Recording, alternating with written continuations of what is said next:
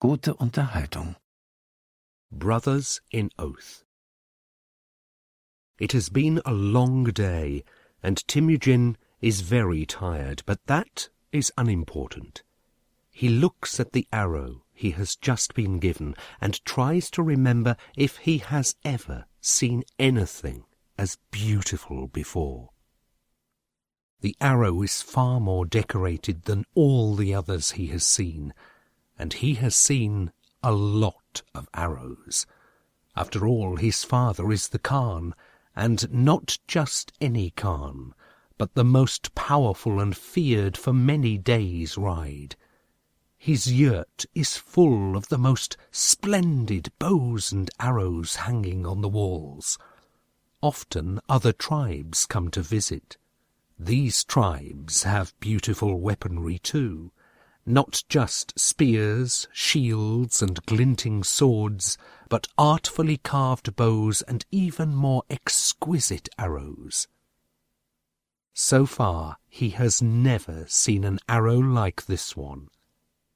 It is longer than his arm, not as long as the arrows the men use, but at least 2 hands longer than the ones he and the other boys use to practice, and the carvings are so detailed that he's almost afraid to touch it.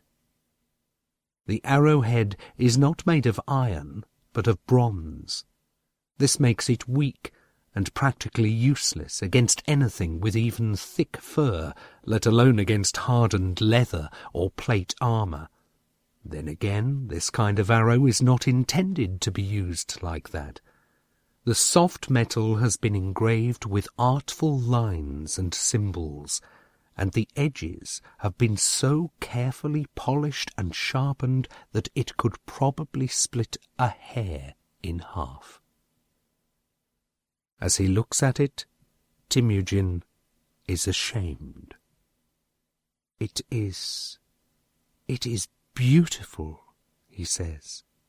I've never seen anything so beautiful. You are a true artist. Chuzir pulls a face, as if Temujin has just said something indecent or spoken badly of the gods. He too holds an arrow in his hand, the one that Temujin has given him in return for this stunning work. He is almost convincing as he pretends to admire it, even if there is very little to admire. It is a completely normal arrow, short and not even entirely straight. Temujin has polished the iron head as much as he can, and added a few simple carvings with as much skill as his clumsy fingers allow. Chuzir is kind enough not to say anything about it. I am no artist, answers Chuzir after a noticeable pause, and in an almost offended tone of voice. Soon I shall be a warrior, he adds, with a sideways glance in Temujin's direction, although I shall never be a Khan, of course. He says these last words reproachfully. But this arrow, says Temujin. I did not make it, interrupts Chuzir. It was old man Shezen who did the carving.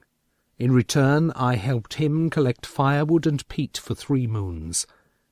He looks at Temujin. Do you not like it? Of course, says Temujin quickly. It's wonderful, but my own arrow is so... He stops, embarrassed. But Chuzir just laughs and jabs him in the ribs so hard that Temujin will start crying if he does not stop himself with all the strength he has. That's not the point, says Chuzir, laughing, because you probably needed just as much time to carve it as I spent helping that rip-off merchant Shezen carry wood whilst he sat by the fire keeping himself warm. Perhaps that is true, thinks Temujin. Nevertheless, he is ashamed of the gift. If this were someone else, he would suspect them of trying to embarrass him by making such an exaggerated gift. But not Chuzier. Chuzier is his best friend, his only friend even, despite the fact that he is the Khan's son. Or perhaps it is because he is the Khan's son. "Come on," says Chuzier, jabbing him in the ribs again. "Let's go and try them out." Just the very idea of shooting this exquisite arrow and perhaps damaging it fills Temujin with horror. But Chuzier has already turned on his heels and run off, so Temujin follows him. He runs as fast as he can, but he just cannot keep up with Chuzier and will probably lose him. Chuzier sees that his best friend is having trouble and slows down, then stops entirely. Nevertheless, Temujin is completely out of breath when he too gets to the top of the hill. Chuzier does not say anything, but he cannot stop himself from grinning. Not that he tries for one moment either. "I bet I get to the trees before you," Chuzier says. He is not even breathing heavily, while Temujin's lungs are burning like fire, and his heart is beating so hard he thinks it might burst. "What a cheek," thinks Temujin to himself, and then he turns to Chuzier. "Why don't you just tell me what I have to do for you?" he asks grumpily. "After all, I shall have to do it anyway when I lose the bet, so I might just as well save my strength." Chuzier grins and makes as if to jab him in the ribs again, but he just runs around and starts strolling towards the woods. Temujin follows, cursing himself for what he has just said. Of course, Chuzier will never tell anyone anything about it. Temujin is his friend after all, and they are about to become brothers in oath. Yet if one of the other boys has heard what he has said, then it will just lead to more rumours in the village, and his father will not like that at all. He will have to be more careful about what he says. The two young warriors reach the trees at the same time. Chuzier takes his bow from his shoulder, loads it with Temujin's arrow, and inspecting it closely, draws it halfway back. There he holds it, waiting until Temujin too has cocked his bow. He nods the signal to shoot, and then draws back his bow in a movement as smooth as it is strong. "Forever," he says. "Forever," echoes Temujin. Their arrows fly off with a twin crack. Despite being too short, bent, and warped, Temujin's arrow, sped by Chuzier's bowstring, flies almost twice as far as the richly decorated work of art that he himself has shot off. It must have flown at least 200 paces, perhaps even 300, before burrowing into the ground halfway between the trees and the river bank. "Forever," says Chuzier once again, and this time, too, Temujin echoes him. Chuzier is beaming. A warm feeling comes over Temujin, accompanied nevertheless by a strange feeling of emptiness, almost of disappointment. So now they are brothers in oath. They have been talking about it since last summer, and have made preparations accordingly, and somehow he expected it to be, well, more dramatic. Taking an oath together is more than being brothers by birth. It means being bound together forever, being two parts of a whole who just happen to live in two different bodies. From this day forth, he will be willing to give his life to protect his brother if need be, and he expects this thought to be somehow elevating. Shouldn't the earth quake and the heavens open? Shouldn't there at least be a thunderclap and a few flashes of lightning? Yet there is nothing, of course. Chuzir embraces him briefly and then turns away brusquely. Let's go and get the arrows. They do not run this time, but Chuzir has almost twice as much ground to cover as Temujin to reach his arrow, and for some reason Temujin does not want to follow him. He pulls the precious arrow from the ground and wipes it down carefully. Suddenly, he has an intense feeling of being watched. Perhaps the other young warriors had found out what they were doing. Temujin turns round and stiffens. His hunch is true, except that he is not just being watched, he is being stalked.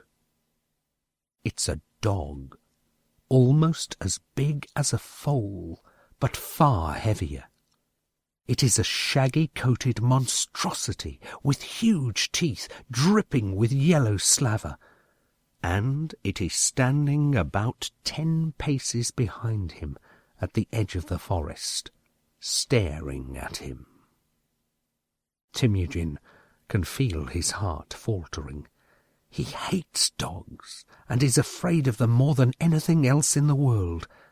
He grips the arrow tighter, but although his life might now depend on it, something seems to be stopping him from drawing the bowstring.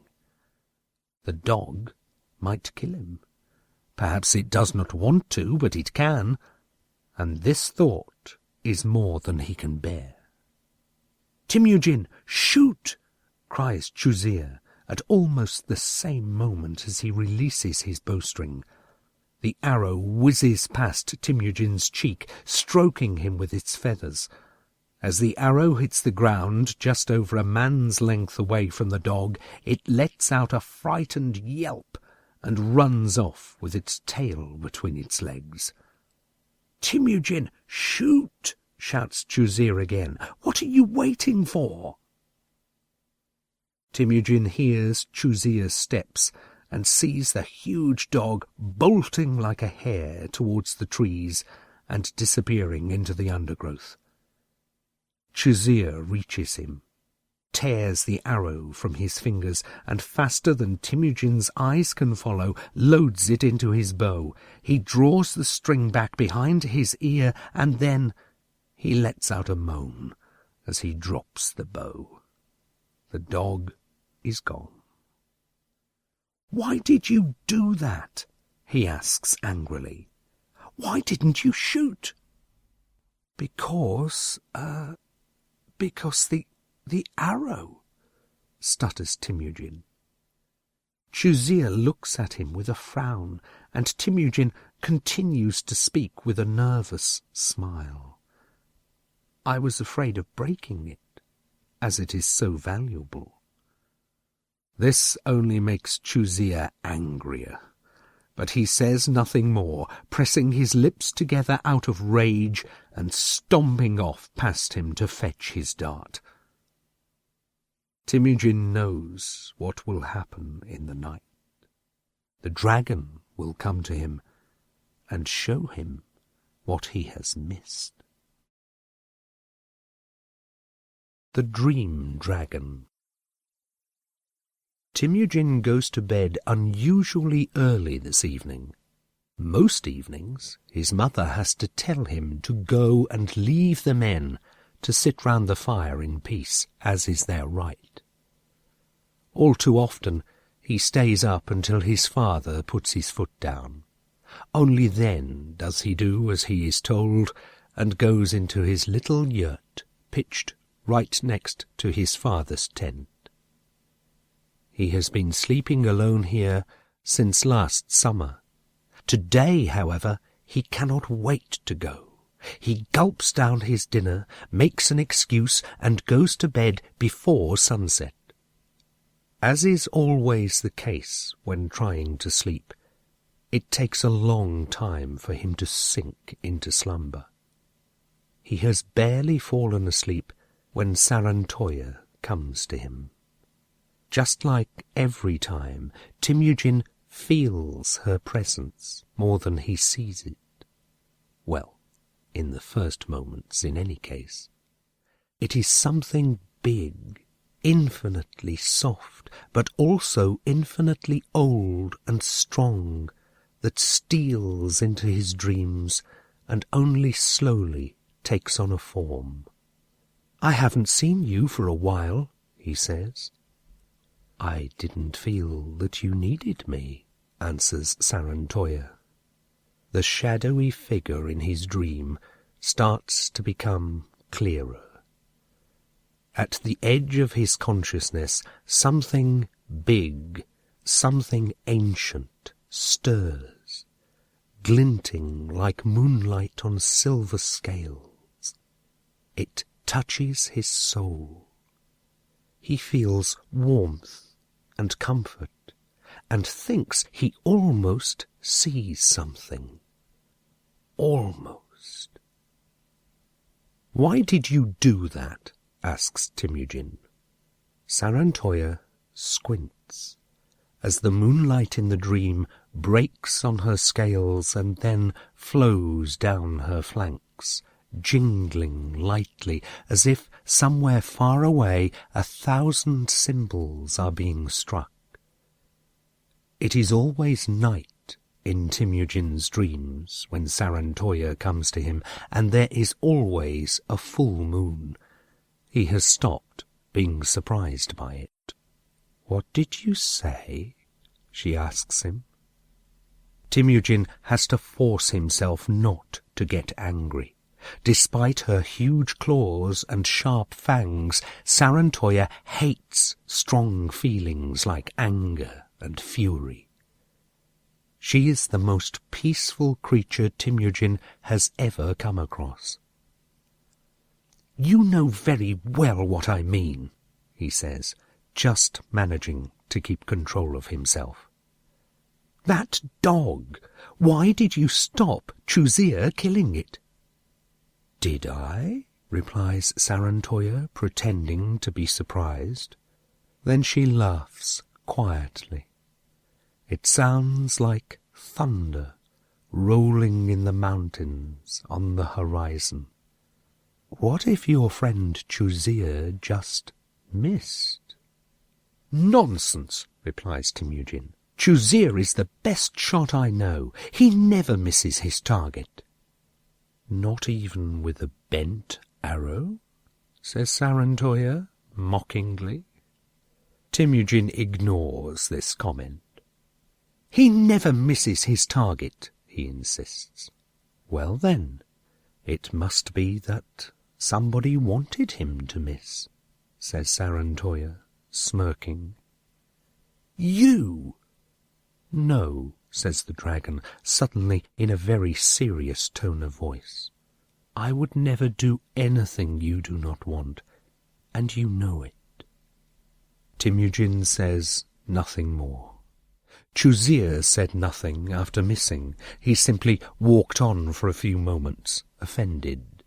The way he looked at Temujin showed that he knew exactly who he blamed for his unusual failure. Perhaps Chuzir actually knows that it is Temujin's fault. Temujin has already told him once about his dream dragon, but Chuzir's reaction was such that Temujin has never mentioned it again. It was years ago now, and Temujin does not know if Chuzir remembers it at all, but you just never know. "You didn't really want to kill the dog," continues Sarantoya after a while. "But I was afraid of him," answers Temujin. "I know," says Sarantoya with a sigh. "But you don't need to kill everything you were afraid of. Do you remember the first time you saw me?" "Of course I do." "You were afraid of me, too." "No, I wasn't," claims Temujin, although this is a downright lie. He almost died of fright the first time the dragon appeared to him in a dream. "So," continues Sarantoya, "did you want to kill me because of that?" "Of course not," answers Temujin, outraged. I would never kill anything that hasn't done you any harm, says Sarantoya, finishing his sentence for him. I know. If it were any different, I would never have come to you. Temujin does not really understand what she is saying, but he isn't in the mood to ask questions. Sarantoya says many odd things that he does not understand. What do you want? He asks reluctantly. For once, Temujin's anger seems to amuse Sarantoya, perhaps because she too feels that, in reality, it is only directed against himself.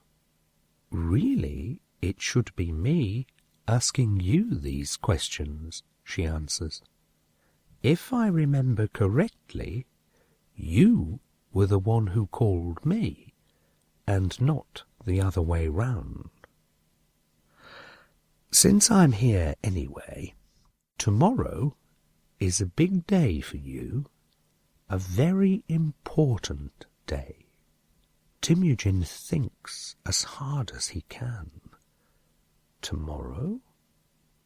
Tomorrow? How so? He asks sceptically. It's a surprise, says Sarantoya, teasing him. You will meet someone who will become very important to you. Who? Asks Temujin. Yet Sarantoya does not even answer. She disappears with a silvery, bright laugh. The Warrior. His father, Tamer, wakes him the following morning before the sun has come up. This is nothing unusual. Most people in the village get up before dawn, and only very rarely does Temujin sleep past sunrise.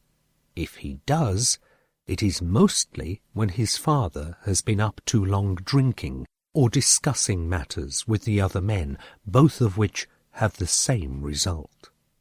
What is unusual, however, is his father's grumpy mood and his even grumpier face. This is the first thing Temujin sees as he opens his eyes. Tamer is a great warrior, no doubt, who has killed many enemies and brought the tribe to respect and riches, but at the bottom of his heart he is a friendly man, a gentle one, especially where his son is concerned. This morning, however, he is not at all gentle. In fact, he seems furious as he grasps his son's shoulder and shakes him roughly to wake him. If Temujin were not as sleepy, he would understand that his father really is furious. He rubs his eyes and looks astonished as his father goes back to the small entrance to the tent and motions him to follow. Just like every morning, they look after the horses and drive the sheep onto the pasture without saying a single word to one another. Then they go down to the river to wash themselves in the icy waters of the Oman. Then his father breaks the uncomfortable silence. Chuzir told me about the dog, he says, his voice full of reproach. Temujin looks at him. He is not quite sure what Chuzir has told his father, and so saying nothing is probably the cleverest thing to do. His father sighs deeply. When are you going to finally become a man, my son? He asks. You are my only son, Temujin, and one day you will take my place and become Khan. But how will you be able to do that if you are still a mere boy? Temujin does not answer. His father does not want an answer. He can feel this, and this is not the first time they have had this talk. Tamar may not yet have said it as directly as he has now, but Temujin knows very well that it is a great source of pain to him that his only son will not grow into the great warrior he wants him to be. Temujin may be a passable bowman, may be a good rider, and may just about know how to handle a sword and shield, but that is not enough. The other boys are better than he is, even the younger ones. It is not so much a question of his ability, his skill, or even his courage. It is just that he doesn't like weapons. He has never really understood where the glow in the eyes of the warriors comes from when they speak of all the enemies they have slain. "Chuzir told me," says his father, picking up where he left off, "that you were scared stiff of the dog as it stood in front of you." "It was a very big dog," answers Temujin, "and it was very dangerous." This must have been the wrong answer, because Tamar's face becomes even darker. "Did it attack you?" he asks. Temujin keeps silent. His father turns suddenly and walks back towards the village with such big strides that Temujin has to struggle not to fall back. His father does not look at him as he starts talking again. "Dogs, Temujin, are, after horses, our most loyal friends. They help us to watch our sheep, to keep our food supplies free of rats, and they warm us in winter when the fire no longer burns enough. There is no need to be afraid of them." "But it was growling at me," says Temujin in his defence. He is not sure if this was actually the case, and it is clearly not the answer that Tamar wants, because now he is really furious. "But it didn't attack you, did it? And even if it had, you would have had to have killed it like a warrior. You had your bow with you, didn't you?" "Yes," answers Temujin dejectedly. "I am sorry, father." "Be silent!" shouts Tamar. "You are the son of a Khan. You shall never say you are sorry to anyone about anything, not even to me. If you make a mistake, be sure not to do it again, but never apologize." "Yes, father," replies Temujin. He almost adds, "I am sorry."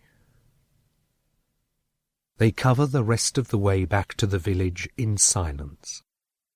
As they reach it over the hill, the village is now wide awake and busy at work. They hear children shouting, an ox mooing, and in the distance the thunder of horses' hooves. When they get to Tamar's yurt, which, as is his right, is the biggest in the village, big enough to take in all the men in the entire tribe, they find it empty. This is unusual, and Temujin wants to leave the tent and go about his daily work, which he has now neglected too long. But Tamar calls him back with a lordly movement of his hand, and gestures him to stand in the middle of the tent. Temujin is confused, but obeys his father. His heart is beating hard. He has been hoping that this is all over, but it seems that his father has not finished yet. Perhaps what Tamar has just said is only the beginning. His heart starts to beat even faster, and he clenches his fists so that his father does not see how badly his fingers are shaking. Tamar is moving around behind him, and Temujin asks himself what he is actually doing. He does not dare to turn around, but keeps staring at the ashes of the fire. Finally, his father returns and throws something to the ground in front of him.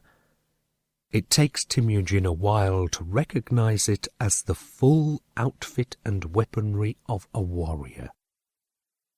There is a leather tunic and belt, a fine woven chain-mail shirt, boots with artfully engraved metal plates, a breastplate and shield, a precious bronze helmet, and a broad, decorated weapon belt wrapped around a beautifully forged sword. There is everything he needs to be a warrior. "Put it on," says Tamer. Temujin obeys his father, but he is becoming more and more nervous. He knows of the existence of warriors' clothing because Tamer has told him about it. His father always stresses that it is reserved for very special occasions, and Temujin has never seen it before. He does not dare ask questions, but looks quizzically at his father while putting on the outfit. Finally, Tamer breaks the silence himself. "Today is a special day," he begins, and watches closely every movement Temujin's nervous hands make. "And I want you to make a good impression. Behave yourself, and do not bring shame upon our clan or upon me, your father. And do not worry, I have told our warriors to chase all the dogs out of the village until our visitor has left." Temujin feels his ears going red and sinks his head in shame. "Who is coming to visit?" he asks nonetheless. "My brother in oath, Belmin, the Khan of the Voshon tribe," answers Tamer. "Have you heard of them?" "Yes, father," answers Temujin quietly. The Voshon? Of course he has heard of them, as well as of Belmin, their wise and mighty Khan. Belmin became his father's brother in oath when he and Tamer were the same age as Temujin and Chuzir are now.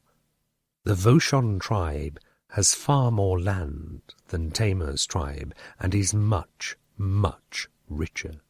It is told that their herds are so big that if all their horses were to be driven together at once, they would cover the steppe from horizon to horizon. The Khan's yurt is said to be covered in pure gold. Despite this wealth and power, it is told that they are a very peaceful tribe, and many warriors laugh at them, as long as Tamer is not around to defend the honor of his brother in oath. Temujin buckles his sword belt and then reaches for his helmet. He thinks for a moment about whether to put it on now, but then decides against this and puts it under his left arm. His father eyes him for a moment, looks him up and down, and then nods his approval. "And what is so important about this visit for me?" asks Temujin. "Who am I meeting?" Tamer looks at him surprised, and Temujin wants to slap himself in the face for having asked this question. It is Sarantoya who has told him that he will meet somebody who will affect his future, not his father. He has said nothing. He looks at Temujin for 2 or 3 heartbeats in a way that makes Temujin really very uncomfortable. Then, however, he answers his son's question. "You are old enough now, my son, and soon you will be a man. It is time to find you a wife." "A wife?" Temujin is beyond surprised. He was ready for anything, just not that. "But you are old enough, my boy," interrupts Tamer. "At your age, I was already married. Belmin is bringing his daughter, Arbessa. She is just 1 year younger than you, and, so I have heard tell, very beautiful. And of course a link between our tribes would be to everyone's advantage." "But I don't know this girl at all," protests Temujin. As he has expected, his father's face darkens. Moments later, however, a sudden and unusually gentle smile spreads across his face. "Son, I would never force you to marry anyone you do not want to, but have a look at her at least. I ask for no more than that, and perhaps you will like her. She will definitely like you, I'm very sure of that." Temujin looks quizzically as Tamer stops talking and bends down to pick up a polished silver plate left from the previous evening's feast. There are streaks of dried sheep's milk and bits of food stuck to it, but Temujin can still see his own reflection in the mirror and understands what his father means. He really does look like a warrior, magnificently equipped and wild, with his hair braided, his strong features, and his lively light blue eyes. Who would be able to resist him looking like this? Temujin is about to make a jokey remark about this when he thinks he feels movement behind him. It is a kind of golden shimmering, like moonlight breaking on polished scales. He quickly checks behind himself, but sees nothing.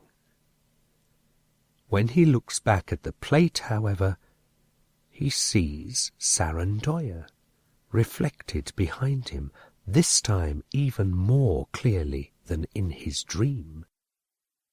She looks at him, and she too sees the warrior which this wonderful armour, sword, and helmet have made him into. The big gold dragon looks sad. New arrival. Belmin does not come until the sun is well past its highest point. Nevertheless, as befits someone of his rank, he travels with a large entourage. Several riders have arrived before him to give advance notice of his arrival. The whole village gathers to welcome him fittingly. Temujin, of course, has a place in the first row, right next to his father and the other warriors. However, Temujin does not start towards the group until the baggage train can be seen on the hills in the west. He is not in much of a hurry to get there, and in even less of a hurry to meet either his father's brother in oath or his daughter. He has got nothing against girls, and knows as well as the next man that the children of tribal chiefs get married to each other in order to increase their power and to secure an often all too insecure peace. He should not be surprised that his turn has now come. He has simply believed that he has a little more time, perhaps another summer, maybe 2. Of course, he will not dare to defy his father, but he has mixed feelings about this meeting with his father's brother in oath and, above all, the daughter.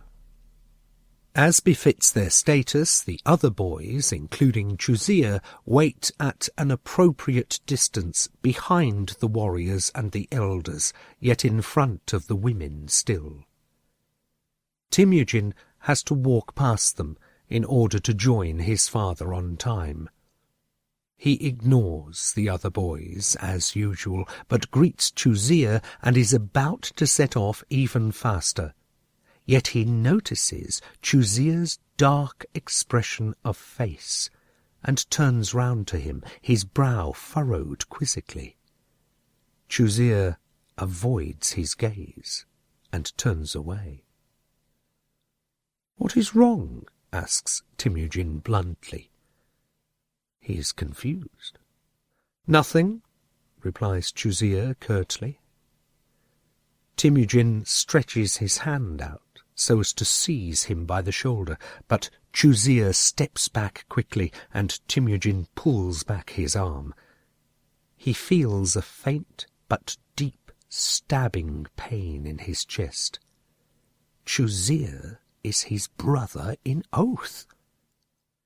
"You must hurry, Temujin," says one of the other boys. "Otherwise you, our future Khan, will arrive too late to greet your bride." Temujin flashes his eyes at the boy, but does not say anything. Ilan, the boy, is 2 heads taller than him and doesn't like him. Temujin dislikes him too, and feels that he will have to fight him one day. Yet he does not want it to be now, so he offers Ilan nothing more than a contemptuous look and makes to go on. Ilan, however, continues in a mocking tone. "Don't you worry, we will make sure that nothing else gets in the way of our future Khan and his bride. Woof, woof."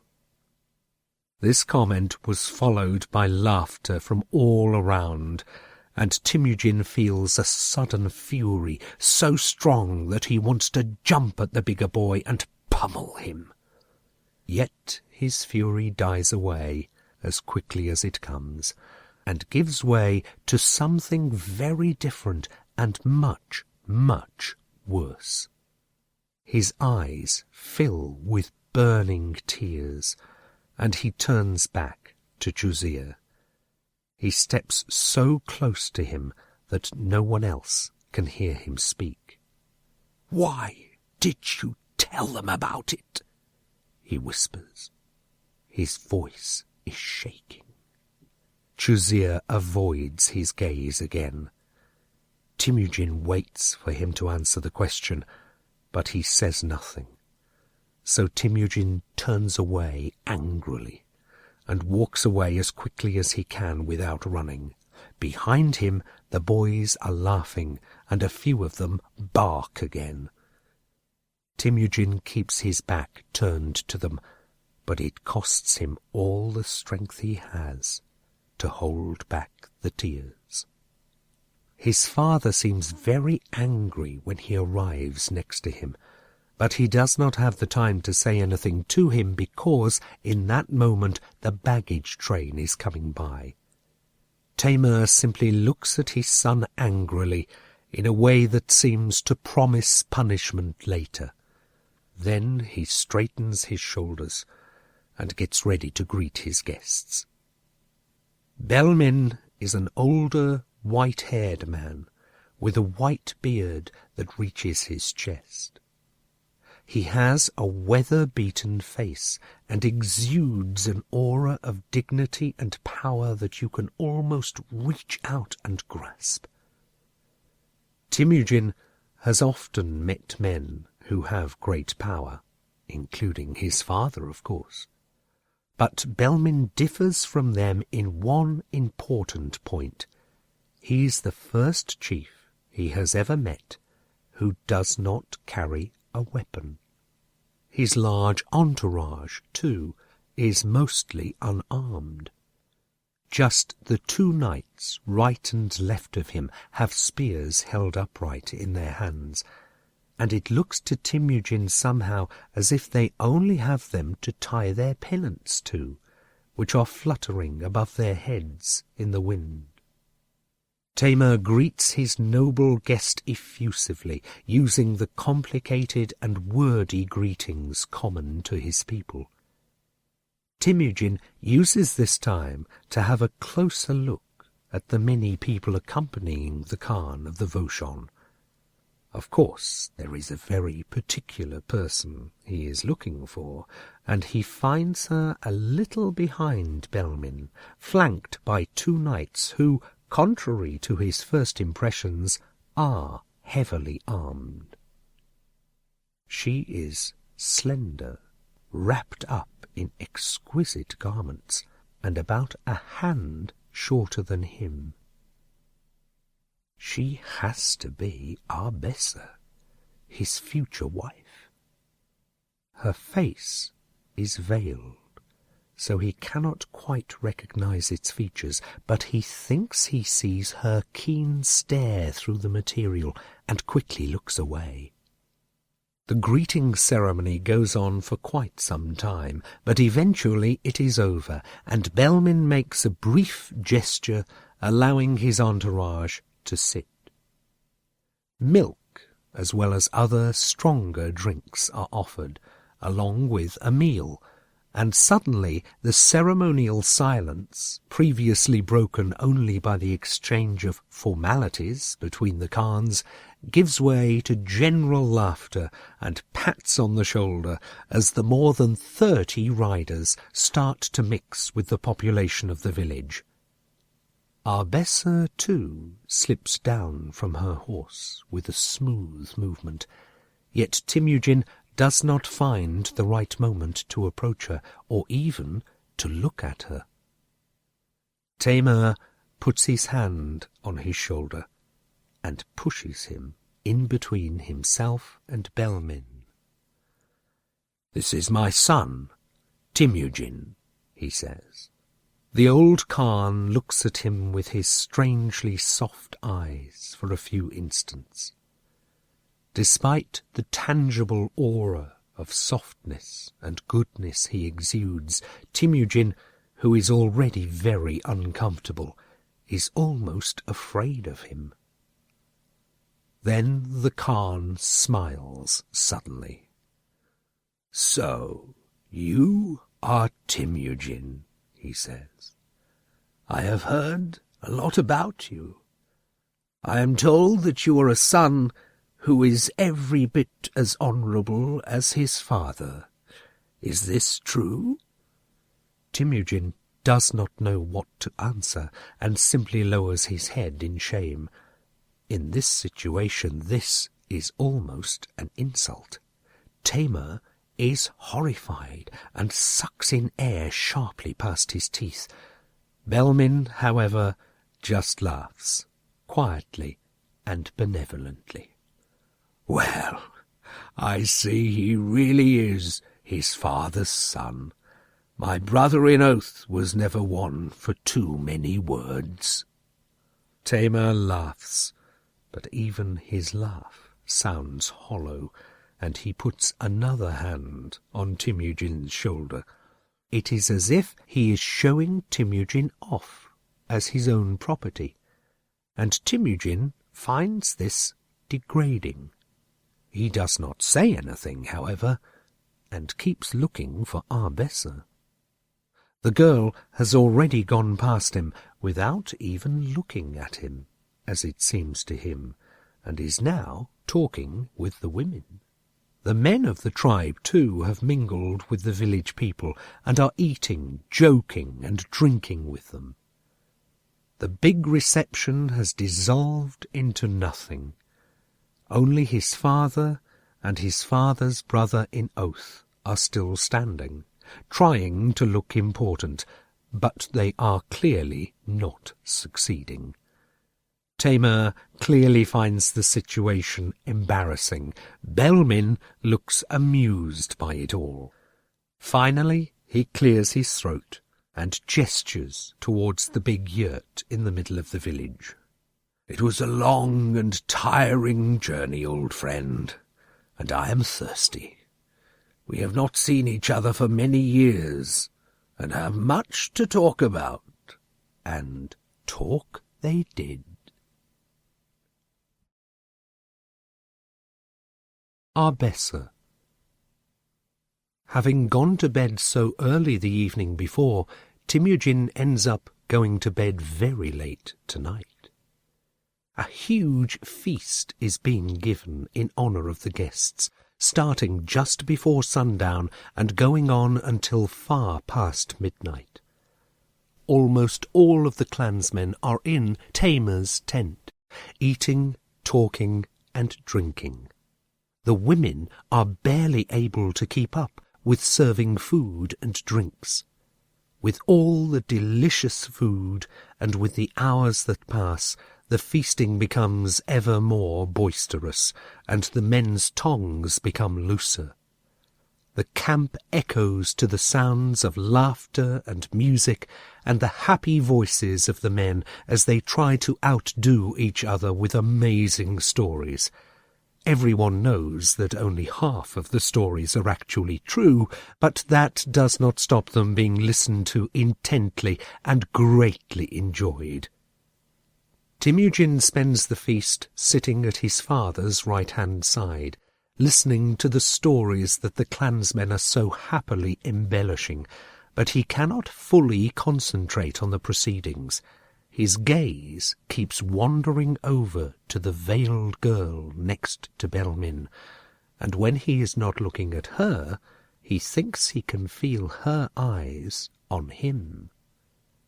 At the beginning, it is an unpleasant feeling. He does not like being stared at without being able to see the face of the person staring.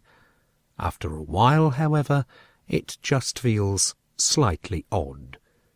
He is curious to have a look behind the veil. But apart from the fact that this is not the done thing, he doesn't allow himself to make such a request. It is long past midnight when, from outside the yurt, they hear the typical sound of swords clashing. Tamer stops talking to his brother in oath without finishing his sentence, and then jumps up and hurries out of the tent. Everyone else, including Belmin and of course Temujin, follow suit. Outside the tent, a fight is going on between one of Arbessa's bodyguards and a man from the village. At least, that is the way it seems at first. Swords clash and spray sparks. Light breaks on shimmering metal and the links in chainmail vests. The two men seem to be carrying out a bizarre and speedy dance around each other, exercising themselves in sword-fighting techniques like parries and feints, whilst the blades smash into their shields. No blood has yet been spilled, as Temujin quickly recognizes, and none will be. The two men are laughing as they fight. Arbessa's bodyguard could land a hit on the leg of the man fighting him, but turns the blade at the last moment so that it hits him flat. This hurts, but is not dangerous. The onlookers whoop and clap, whilst Ilan's father, as Temujin recognizes him uncomfortably, hops around on one leg, swearing, and then lunges at his opponent all the more bitterly. Temujin too suddenly hears himself cheering on the two fighters as he hears a high-pitched voice next to him. "What do you men find so exciting about playing war?" "Well, because it's just," says Temujin. Then he stops himself in mid-flow and turns round to see who has said this. It is Arbessa. She has removed her veil and is looking down at the two fighters with an expression somewhere between quizzical and derogatory. She has the most beautiful face that Temujin has ever seen. "Yes?" she asks, turning round to him. Temujin looks into her crystal-clear, almost uncannily light eyes. These eyes awaken something in him whose existence he has not known until that moment. It is as if his throat has been tied up. "Well, because it's, he stutters. Arbessa's eyes flash in a way that can only be described as scoffing. I understand. Because men just do that kind of thing, right? She laughs. We all know that. The question is, why? In order to measure their strength, and be ready when they come up against the enemy, answers Temujin automatically. He feels stupid, and Arbessa probably thinks he is stupid too, because the scorn in her eyes continues to grow. The enemy, she repeats. Which enemy? Before Temujin has the chance to answer, she does it herself. It doesn't matter much. There's always an enemy around, isn't there? Her eyes look at Temujin as intently as if she were looking at him for the very first time. Something in her gaze stabs at Temujin's heart like a thin needle. You too look like a real warrior, but perhaps a little small, she says, and covers her face back up with her veil, turns around abruptly and walks back to the yurt with quick steps. Temujin looks confused and hears a cheerful peal of laughter behind him. A hand comes down on his shoulder, and as he looks up, he is looking directly into Belmin's bearded face. The old Khan smiles, almost mischievously. "Yes, well, you've met my daughter now, then," he says. "Do you still like her?" Temujin says nothing. What can he say? And just looks up at Belmin, taken aback. He takes his hand off of Temujin's shoulder and motions with his head for Temujin to follow him. "Come, let us step together." Temujin looks helplessly at the two fighters. They have not come anywhere near finishing, and yet it is a question of the honour of the tribe. That does not seem to bother the old Khan, however, who walks off slowly, away from the light and shouts and noise of the friendly tussle. Temujin is not sure how long it will stay friendly. He knows Ilan's father well, and he does not like losing. "Please do not be upset at Arbessa," says Belmin once they have walked a while. "She is still young, and speaks freely and from the heart. She will soon learn to consider her words better." "I'm not upset at her," says Temujin hurriedly. "She is a girl, after all." "And a very pretty one, eh?" adds the father. Temujin feels himself going red. He does not know why, but he lowers his head and hopes that Belmin does not notice. "She is still a child," continues the old Khan in an amused tone of voice, from which Temujin understands that he has noticed his blush. "But we can see that she will soon be a good-looking young woman. If she takes after her mother, she will be a real beauty. By the same token, she will be fiercely independent." He laughs.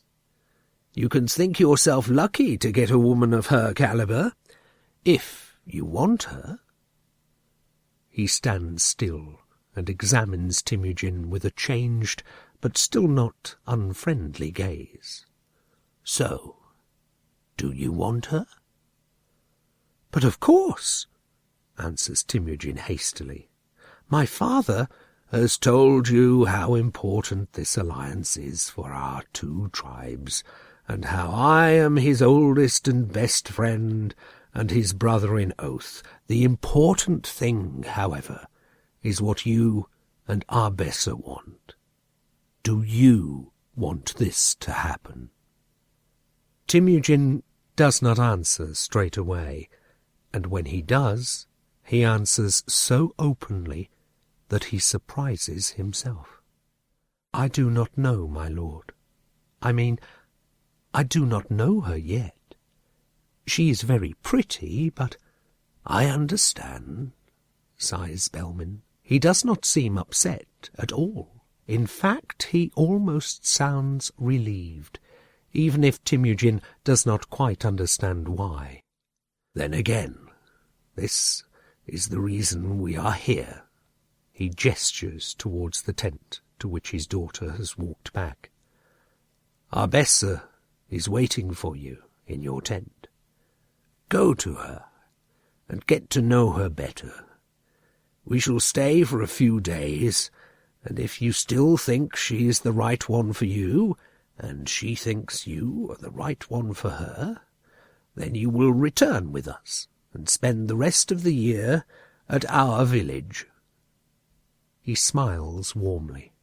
"Now, get going. If I know my daughter, she doesn't like being kept waiting." The Prophecy. He does not go straight back to his tent, but stops by the fight to see how it ends. It lasts for some time and gets ever more bitter. Well, at least Ilan's father becomes more bitter. There is some blood, too, even though the wounds are only small, harmless cuts. But Temujin is pleased when Taimur and Belmin step in and declare the fight a tie. Belmin's warrior looks happy and laughs as he embraces his opponent.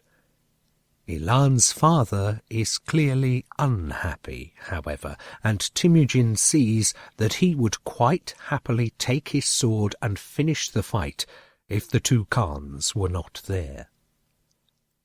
The first fight is followed by others between Belmin's men and village warriors. Most are just harmless tussles. The two Khans, as well as most of the men, return to the fire to continue the celebrations, and Temujin sits down with them without having been asked. To judge by the look his father gives him, he does not like this, but he says nothing, and lets Temujin sit next to him for far longer than usual. Not long before morning, Temujin finally gets up and goes to his yurt. He can almost feel the strange looks Belmin gives him, like a warm hand between his shoulder blades. It is dark and warm in his tent as he enters the tent. He has been hoping he will find Arbessa asleep, and her regular shallow breathing seems to confirm this hope. Temujin does not make a light, and tries to undress without making any noise. The metal on his suit of armour makes this impossible, however. It clinks and rattles. Arbessa's breathing does not change. But when he slips under the warm sheepskin and carefully lies down back to back with her, she raises her head and speaks. "So, all the fights are over, and the great warrior returns tired from battle." Her voice is quiet, derogatory, and not at all sleepy. Temujin grounds his teeth in anger, not so much at Arbessa's words, but at himself for actually believing that he would get off so lightly. His reason tells him to say nothing and pretend to be asleep. But this is perhaps the first, and definitely not the last time, he realizes how pointless it is to use a word like reason when talking to a woman. "It was just a bit of fun," he answers without raising his head. "Yes, of course. I think it's great fun to watch two men going at each other with sharp iron blades and hitting each other until they bleed," she replies. This makes Temujin very angry, but he does not really know with whom he is so angry. He remains silent for a few moments. Then he sits up shoves the sheepskin to the side, and feels around in the dark until he finds a flint and the small oil lamp. He is so angry that his hands are trembling, and it takes him 5 or 6 attempts to get the wick. Once he has finally succeeded, he is still clumsy enough to burn his fingers on the tiny flame. Arbessa's eyes glint with disdain as he turns to her. She, too, has sat up and pushed the cover down to her knees. She is wearing nothing more than a very thin dress, through which Temujin can see almost everything. It embarrasses him. He looks down. "Why are you so shy, great warrior?" asks Arbessa tauntingly. Temujin says nothing in reply, but feels himself going red again. "You are not embarrassed, are you?" continues the girl, pretending to blink in surprise. "I mean, I don't know much about the customs of your people, but isn't it usual for the warrior to return to his woman after a successful day's battling and lie with her?" He does not answer. After a brief pause, she adds, "Well, if they've survived and have more to do than just bleed in silence." "You do not have to sleep here," says Temujin, annoyed. "If you do not like my company, I can quite happily ask my father to provide you with your own quarters." Arbessa keeps smiling. The yellow light of the oil lamp makes her face appear even more beautiful than before, and despite his growing fury, he is incapable of turning away from her. Moreover, there is a brief moment in which she seems to realize that she may have gone too far, and is frightened. It was, however, just a very brief moment. Then her beautiful face becomes just as scornful as ever, if not worse. "Then again," she continues, as if he has not said anything, "you look far better without those silly clothes. It must be awfully uncomfortable to walk around with more than your own weight on your body in iron." Temujin instinctively looks down at himself, and Arbessa says quietly, and although he would not have thought it possible, more scornfully, "Just don't you go getting any ideas." "Ideas? I don't know what to think at all," replies Temujin sharply. Well, he means it to sound sharp, but it sounds more pathetic than anything, even to his own ears. He is so red that he does not really need the lamp to light up his yurt. Arbessa stops talking, and although Temujin is not looking at her directly, he can feel that her facial expression has changed. After what seems like an eternity, she speaks again. "I'm sorry. I didn't mean to hurt you." Temujin is surprised.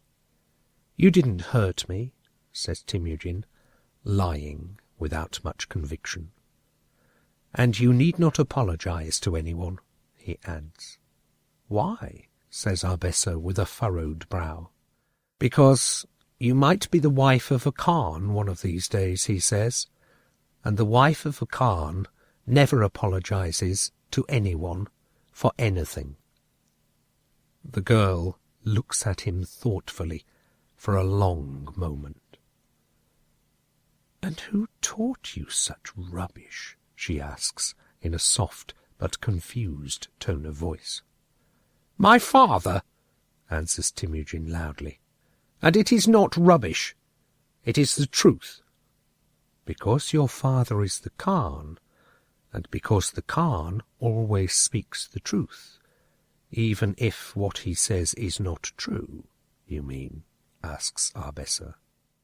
In that instant, Her words make Temujin so angry that he would like to grab her and shake her until she takes them back and says she is sorry.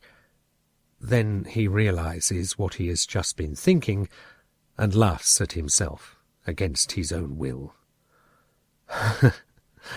"You're probably right," he says. Arbessa is quiet again for a while. She sits up again, pulls her knees to her body, and wraps her arms around them, and Temujin finds it more and more difficult not to blatantly stare at her.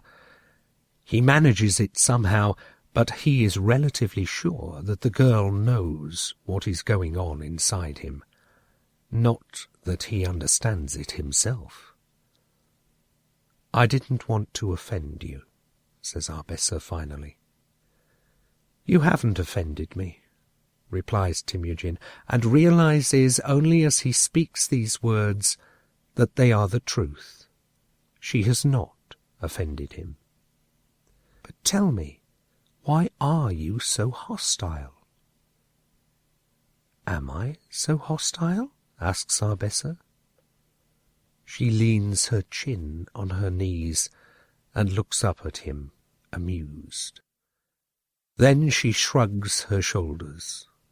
There is something about the mischievous glint in her eyes that makes Temujin remember something vaguely, but he does not know what.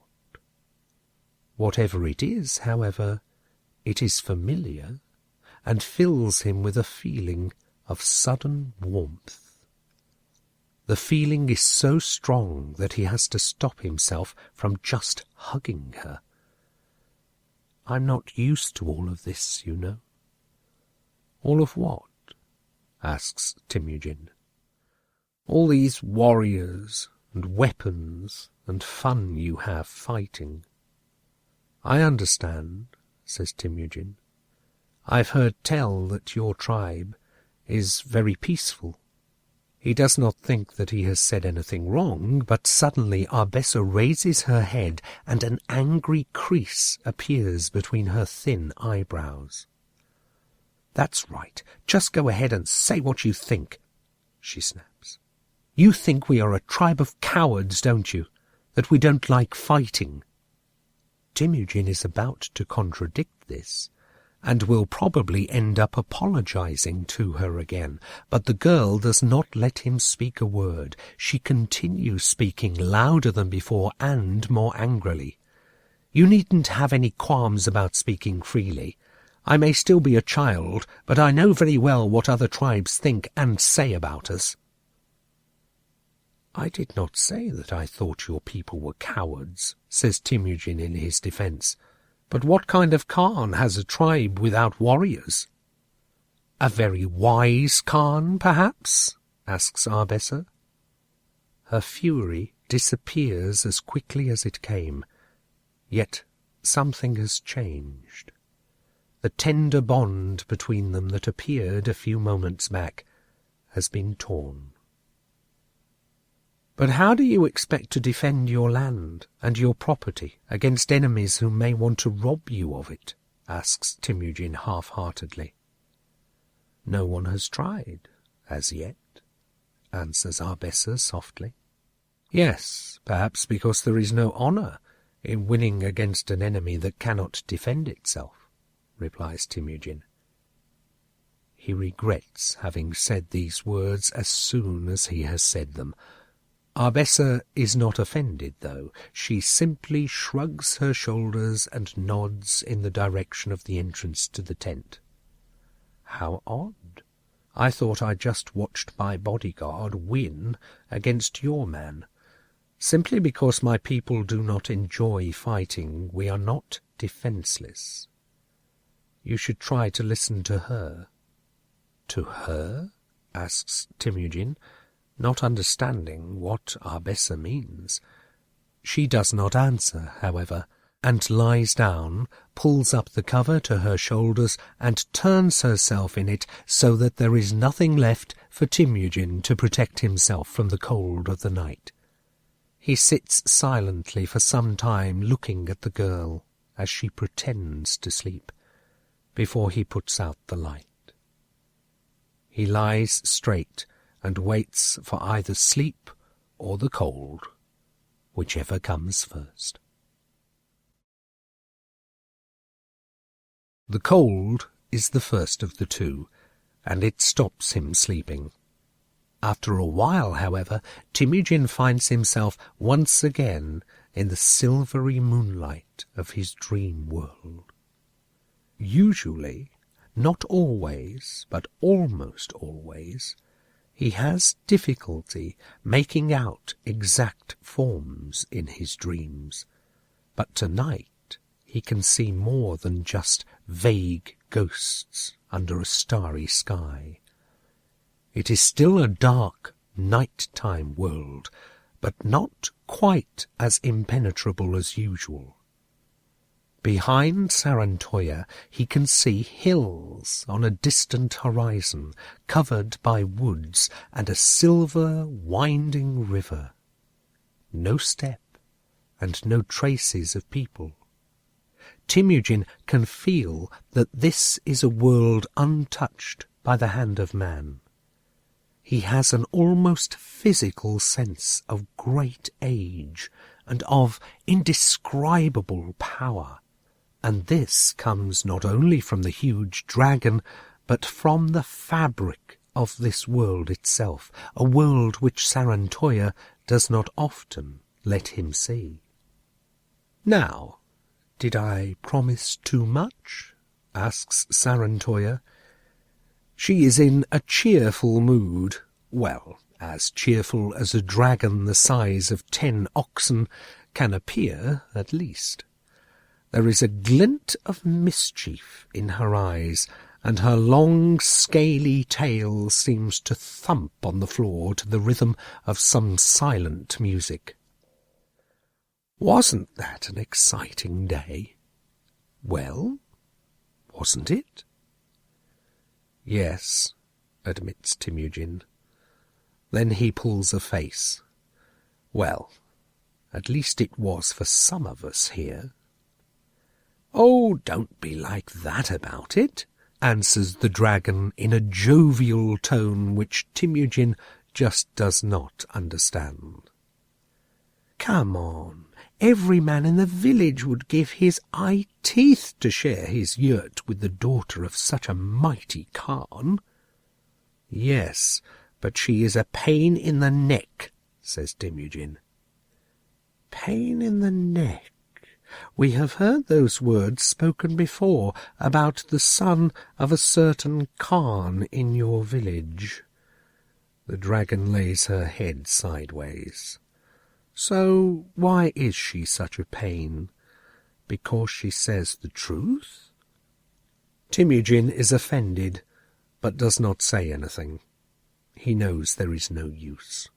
When Sarantoya has decided to talk about a certain topic, then she talks about it, and that is that. "Yes, but she laughed at me," he says, after some time, "and insulted my father." "No, she didn't," says Sarantoya, shaking her head so that he does not start to contradict her. Her smile disappears, and her face looks worried, quizzical. "Nevertheless, I feel resentment in you, my young friend. What went wrong?" At first, Temujin wants to deny everything, but that would be pointless. Even if Temujin tries to hide things, Sarantoya can read his thoughts, and he knows it. Nevertheless, she always insists on him saying them out loud. "Chuzia," he admits. "Your friend, or, I beg your pardon, your brother in oath now. That makes him more than just a friend, doesn't it?" "Some brother in oath," says Temujin. "He told everyone about it." "About what?" asks the dragon, pretending not to know. "About the thing with the dog," he answers angrily. Now everyone in the village knows that I am afraid of dogs, not just my father, but all of them." "And what is so bad about that? I know that you know this already, but I shall say it again. Even the heart of the bravest warrior is not free of fear. Only the most stupid people have no fear of anything, and these people do not live very long. But that is beside the point. Even we dragons know fear." "Fear of what?" "You would not understand it," answers Sarantoya mysteriously. "And this is not what we are talking about. Now, tell me, what is so bad about everyone knowing you were afraid of something?" "Not just something," answers Temujin, "but dogs. Mangy little mutts. Everyone will laugh at me." Well, to be precise, they are already laughing, he thinks. "No one will laugh at you when you are Khan," says Sarantoya. "And what takes more courage? To face the scorn of your tribesmen because of who you are, or to fight with, what did you call it, a mangy little mutt? You could have beaten it to death if you had wanted. You are strong." "No, I am a coward," says Temujin bitterly. "No, you are not," says Sarantoya almost angrily. "You were afraid of this dog, but you were even more afraid of people finding this out and laughing at you. A real coward kills what he fears, so that no one finds out about his fear." Temujin thinks about the mighty teeth and the wild look in the dog's eyes. He doubts whether the animal really was all that harmless, but does not say anything for the moment. "I still don't understand why he did it, though," he continues. "He's supposed to be my best friend, and he betrayed me. Why?" "Because, unlike you, in the depths of his heart, he really is a coward," answers Sarantoya quietly. "And he is furious." "Furious? At me? But why me? I have never done anything to him." "He missed the dog. For the first time ever, he missed a target, and he blames you. And he is not entirely wrong, if you think about it a moment." "Why? Because my arrow was bent?" says Temujin.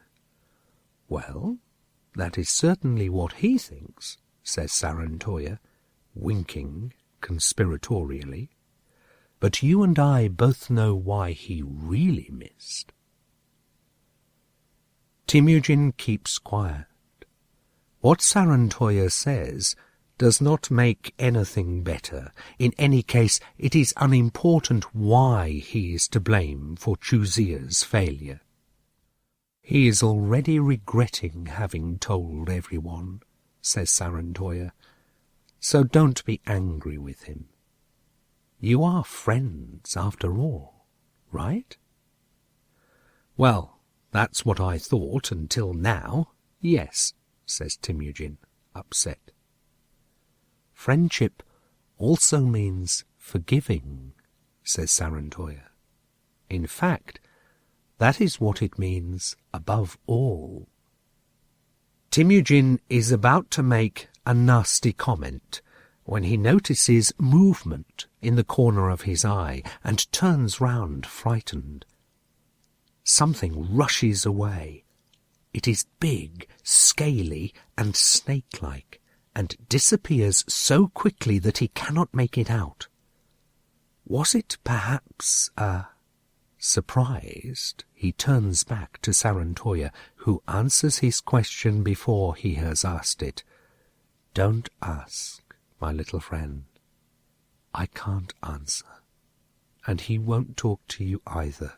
We only talk to the people we belong to." It takes a moment for Temujin to understand what she means.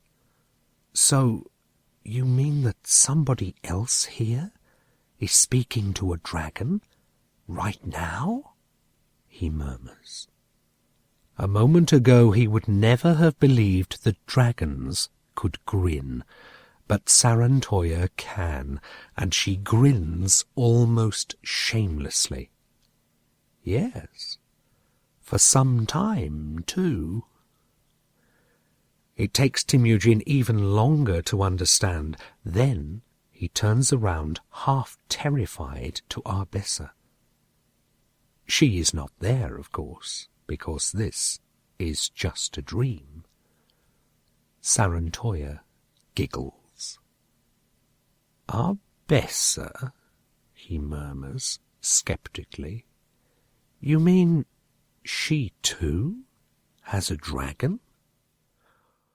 "Well, actually it's us dragons who have you, and not you us," says Sarantoya, a little offended. "But yes, she does." "Oh," says Temujin. "Oh, yes. Oh, indeed," says Sarantoya, making fun of his tone of voice. "So you thought you were the only one?" "If I'm honest, yes, I did. In fact, if he is completely honest, he is not even sure whether Sarantoya actually exists at all." "Well, in that case, I'm going to have to disappoint you," says Sarantoya, teasing him. "You're not as special as all that, my little Khan." "But why did Arbessa not say anything about it?"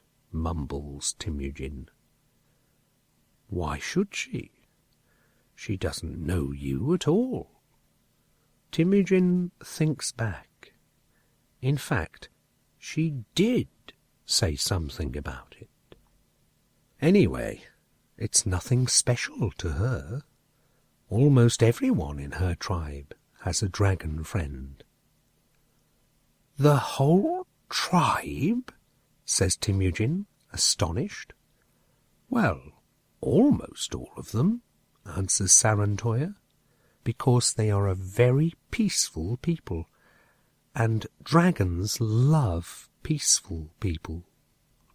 "What? Dragons? Of all creatures?" he says. He regrets this immediately, but of course Sarantoya would have heard these words even if he had just thought them. She looks offended, upset, and ever so slightly angry. "You think that just because we are big and strong, we are dangerous?" she asks. Temujin discovers that it is possible to blush in a dream, too. "We are big and very strong," continues Sarantoya, sounding suddenly very serious and still slightly angry. "So no one can be of any danger to us. But why should this make us into beasts? We are not like you people." Temujin wants to say something, but Sarantoya motions him to keep quiet with an astonishingly human movement of her right paw. "I know what people say about us. You all think we are monsters, horrible monsters who eat people and animals and burn land with our breath of fire." She winks at him before continuing. "That's about the size of it, right?" Says Temujin. "But that is not the way it is. We are just as big and strong as you think, even stronger, just one of us could wipe your tribe off the face of the earth. But why would we do that? No dragon has ever killed a person, and we never shall, as long as you are in existence." "I'm sorry," murmurs Temujin. "I didn't mean to hurt you." "I know," says Sarantoya in her usual softer tones. Suddenly she starts giggling. "Did I just mishear something? Or did you just say sorry to me, son of the Khan?" Temujin is silent, and Sarantoya is serious again. "Well, you would have asked that question at some point, and I've just answered it. Perhaps this was the right moment, now that you have met your wife." "We are not married yet," objects Temujin, but Sarantoya shakes her head, her scales jingling lightly as she does. "She will be your wife, young Khan. You will live a long and happy life together, even though you will betray her one day." "Me? Never!" says Temujin, outraged. Yes, you will," says Sarantoya softly, "but don't worry. She will forgive you." "You can see into the future?" says Temujin, eyes wide open. "Not everything," says Sarantoya. "We dragons do not see into the future, not in the way you think." "Well, you did predict that I was going to meet somebody who would be of great importance to me." "That wasn't the future, my little friend. That was just one day. But we do see a lot, that is true. Some of the paths into the future are clear and wide, some thin and blurred, or even forked. I can tell you that Arbessa will become your wife, and that you will live long and happily together. What you do in that time is up to you. I can't see that. And even if you could see it, you wouldn't tell me," says Temujin. "That's true," answers Sarantoya cheerfully. "But you will find the right way in any case. I'm almost sure." "Almost?" "Almost," insists Sarantoya, "because even we dragons don't know everything. We have neither the right nor the power to get involved in your lives. But you have a good heart, and I believe in you. Otherwise, I wouldn't have chosen you." "Chosen?" repeats Temujin. "We dragons choose the people to whom we wish to offer our friendship, and we choose very carefully. Only those who are pure of heart and do not go the way of the sword will ever know us." Sarantoya hesitates for a moment, as if she is not sure if she should continue talking or not, but she does. "You have never spoken of me to your father. Am I right?" Temujin answers with a shake of his head, and Sarantoya continues. "And perhaps you shouldn't. Did you know that he too once had a dragon companion?" Temujin's eyes open wide. "What? My father? The Khan?" "Before he was Khan," answers Sarantoya, "at about your age." She laughs good-temperedly. "I shouldn't tell you, of course, but he too was afraid." "Of dogs?" "No, of horses. chortled Sarantoya. "Of horses?" gasps Temujin. "My father, the Khan, was afraid of horses?" "He was not Khan back then," answers Sarantoya, and he faced and conquered his fear. Temujin needs a while to get used to this idea. "And what happened then?" he asks. "He went the wrong way," answers Sarantoya, in a way that makes it clear to Temujin that it is pointless to ask any further questions. She changes the subject. "Back then, many of us had friends in your tribe. There was even a time when all of you had dragons. Why else do you think that so many of your tribe can remember us without ever having seen us?"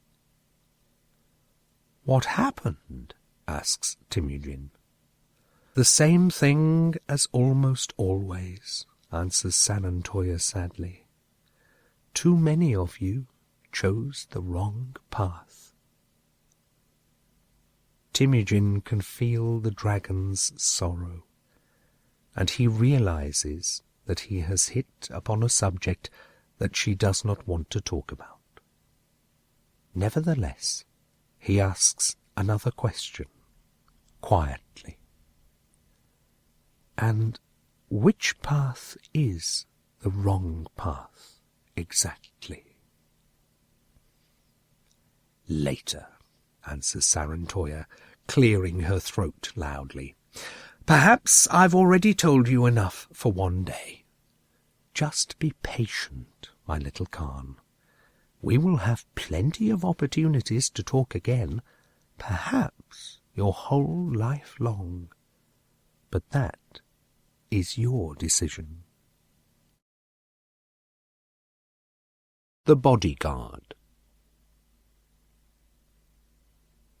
Arbessa has already gone when Temujin wakes up. It is at least an hour after sunrise. He has a horrible taste in his mouth and a throbbing headache. It is as if he hasn't just sat with the men, but also drunk the spirits made of fermented sheep's milk that they sometimes take to excess.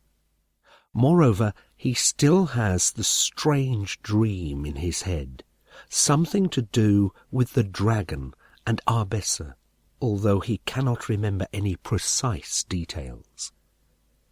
He's probably breathed in too much smoke from the fire, which would explain both the headache and odd dreams, he thinks. Where is Arbessa, though? Temujin looks at the empty bed next to him and is almost annoyed, until he remembers that he is behaving like an old married man. Sarantoya has said that they will get married, but only at some point, and that is assuming that Temujin understood correctly, and assuming that she has actually spoken to him, and that this is not all just some strange fantasy that he has experienced. That was no fantasy, though. His father used to be afraid of horses? How pathetic is that? Temujin curls his lip in scorn at the very thought of it, and stands up. The noises of village life penetrate into the tent, at once muffled and yet somehow urgent too. He just manages to stop himself shaking his head to dispel his sleepiness. It would probably explode.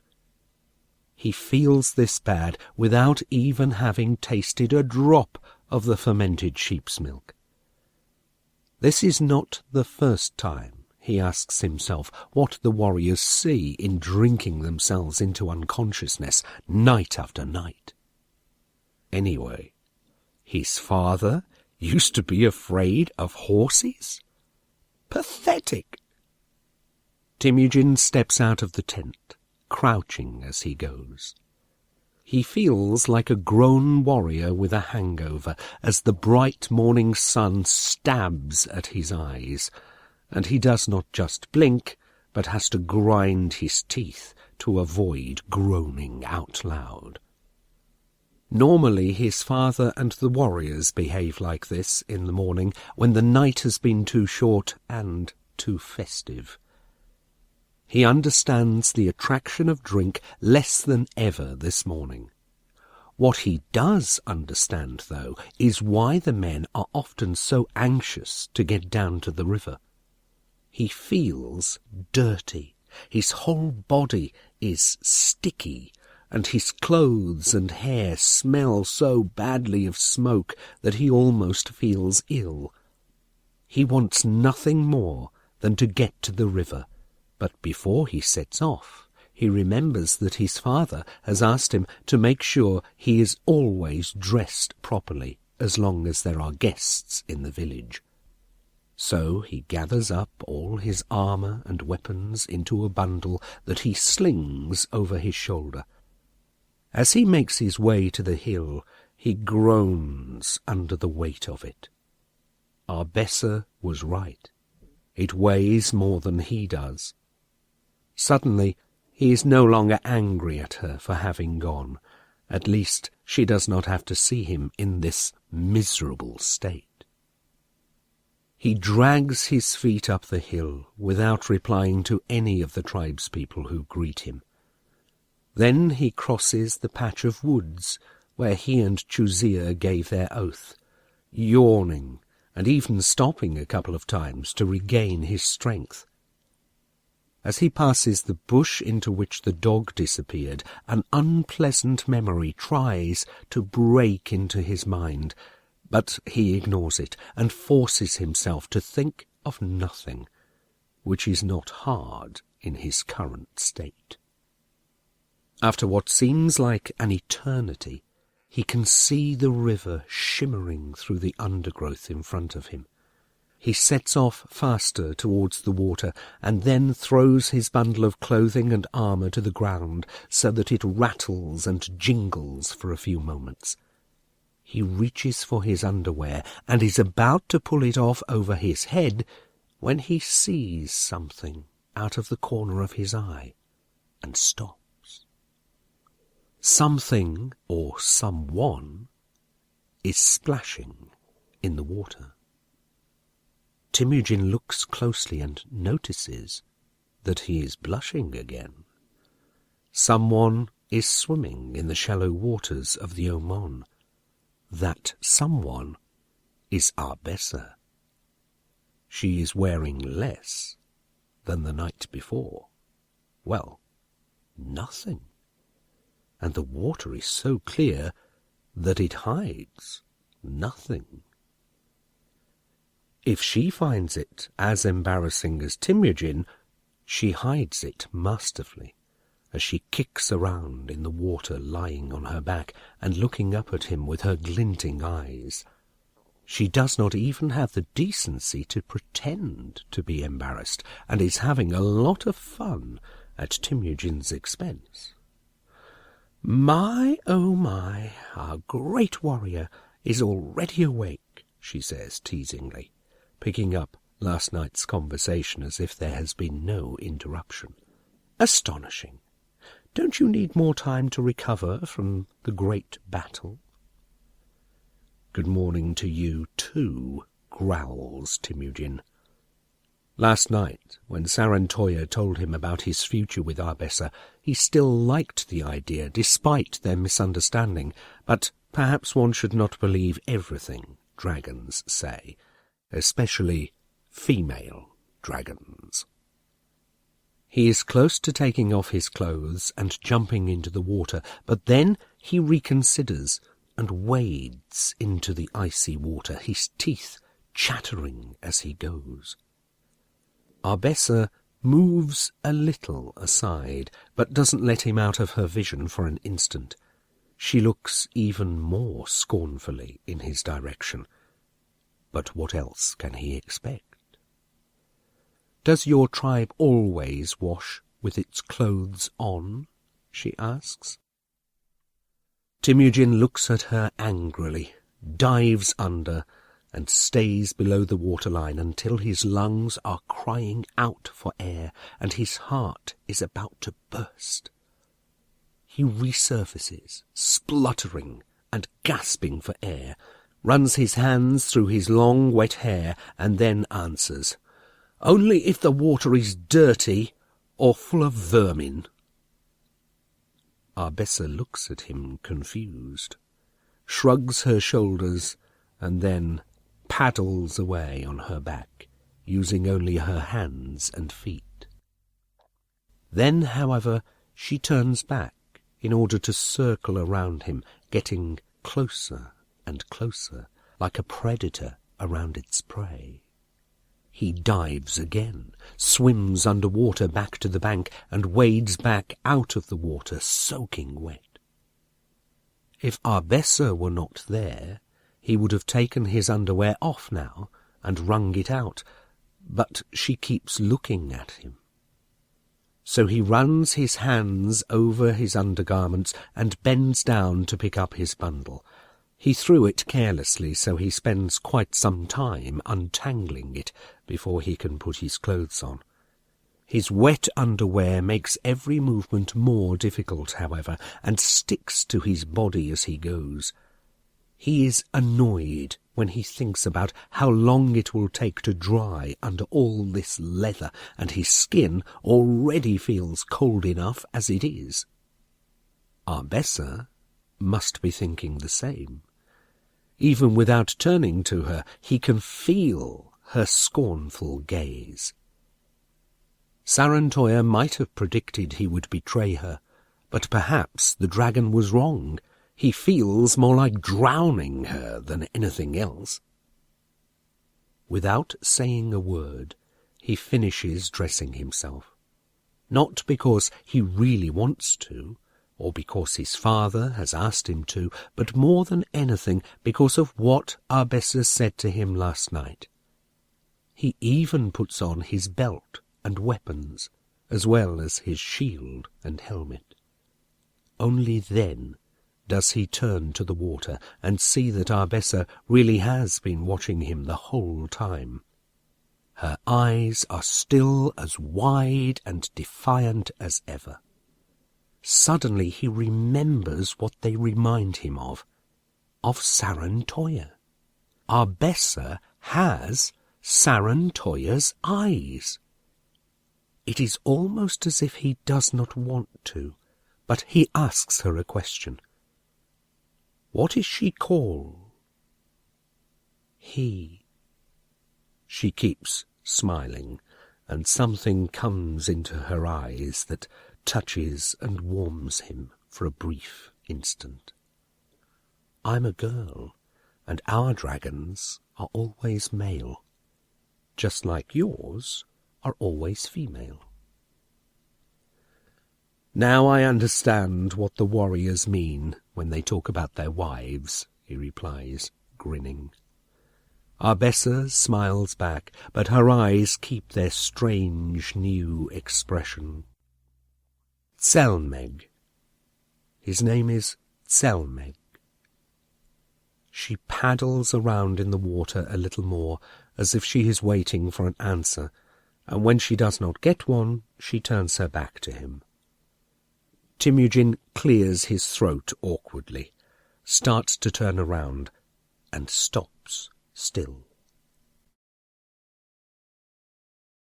His good mood disappears again instantly, and his face darkens. He is no longer alone. Just a little behind him, 4 or 5 boys climb out of the bush into which the dog had disappeared the day before yesterday. One of them is Chuzir, another is Ilan, and the other 3 are Ilan's most trusted friends, and the worst bullies in the tribe. At first, they just stand there, staring at him. All except Chuzir are smiling threateningly, and Temujin's heart starts to beat faster.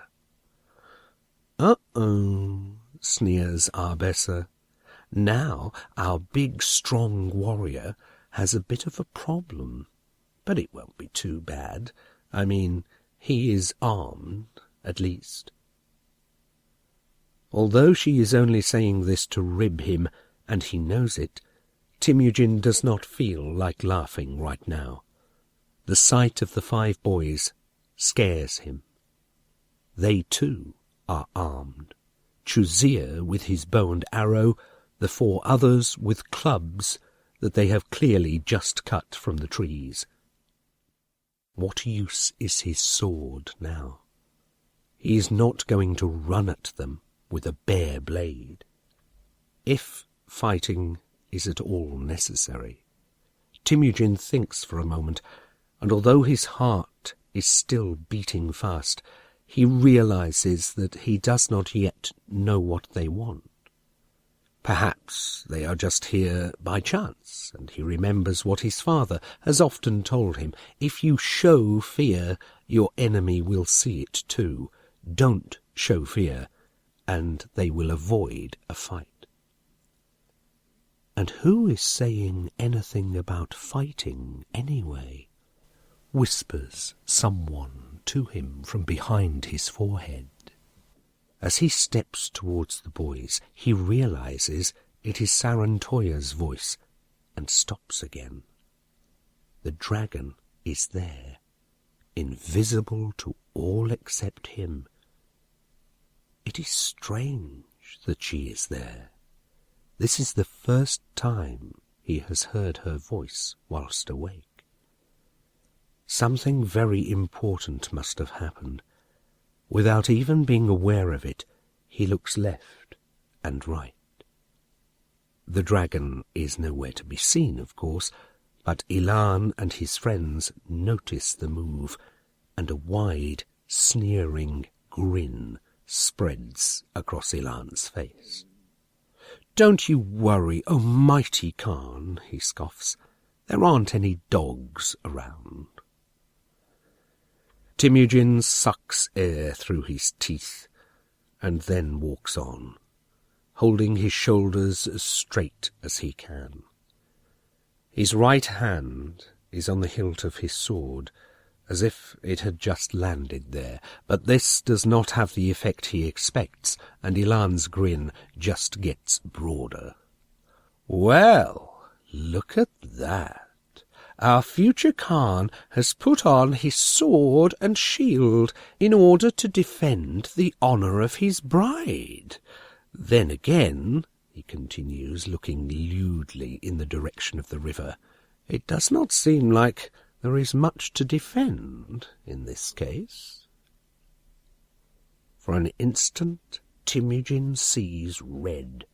For a short moment, he must stop himself actually pulling his sword and cutting Ilan's stupid smile out of his face. Then, however, he calms himself down. He and Arbessa have done nothing dishonourable, and nakedness is not a taboo in the tribe. Men, women, and children often wash in the river together, and they never wear clothes like he just has. Ilan is just trying to get him angry. "What do you want?" he asks in a strong voice.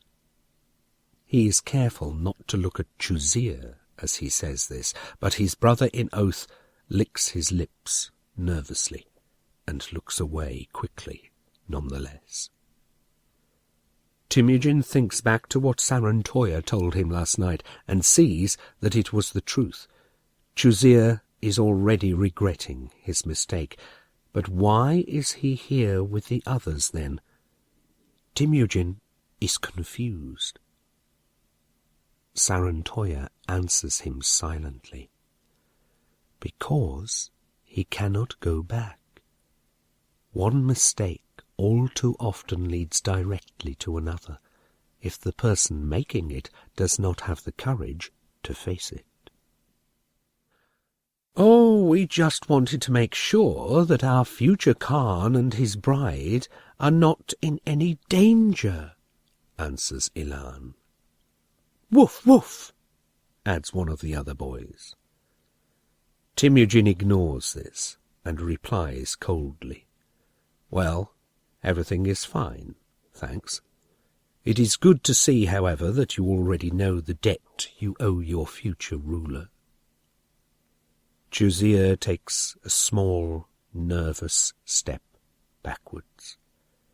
Ilan's hand grasps his club tighter. His eyes flash with fury. "Don't be too sure about that, Temujin," he growls. "You are not yet Khan." "And if I were, that shouldn't stop you," answers Temujin defiantly. "Just imagine that I am some boy, any boy, from the village."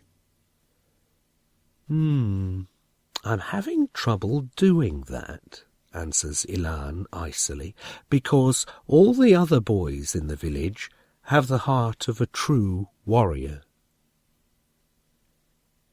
"He is only trying to provoke you," whispers Sarantoya, "and there is no shame in avoiding a fight that you cannot win." His father has already told him this more than once, and it always sounded obvious and convincing. Oddly enough, however, it does not sound so obvious or convincing now. In fact, Temujin feels pure rage welling up inside him, but fear at the same time. There are 4 of them, not counting Juzir, and Ilan on his own is stronger than him, so he says nothing. Suddenly the bigger boy smiles a broad and unmistakably dirty smile. "We do beg your pardon, O most noble Khan," he says in a smutty tone. "If you want to be alone with your bride, we'll happily turn round, unless you need help." The other boys, except Juzir, greet this comment with dirty laughter. "Take that back," hisses Temujin. "What if I don't?" asks Ilan. Temujin looks down at the club in Ilan's hand. Ilan shrugs his shoulders and sends it flying into the bushes. "Just so you can't say we were unfair about it. You are welcome to use your sword, however, Great Khan. At least then we would be about even." "I don't want to fight you," says Temujin, who is almost surprised as he hears his own words. "We have one blood. Why should we strike one another?" Ilan pulls a mock disappointed face. Why? Perhaps because I do not want to serve a Khan who is a coward?" he suggests. Temujin does not reply to this, but suddenly feels a tension in his thoughts that does not come from him. Sarantoya is looking at him and clearly expects a certain reaction, but he does not know which. Besides, he is terribly afraid. He has understood that there is no way he can avoid this fight. Ilan and the others have come to fight him here and now, and have chosen this moment so that our Besser will see, for whatever reason. Instead of answering, he takes off his shield, slowly lays it down on the floor, and then removes his sword and belt. Ilan stops his pretend surprise, shrugs his shoulders, and then nods at his friends. "Well, what do you know? Our little Khan shows courage. Now, show us what you've got." This is the cue for one of the boys to go into the bushes and come back with a string on which a dog has been leashed. On closer inspection, however, it appears to be something that thinks it is a dog, because it is smaller than most cats, has a mangy coat, and is slobbering so badly that it has left a wet trail behind it. One of its ears has been torn off. It growls quietly when it sees Temujin.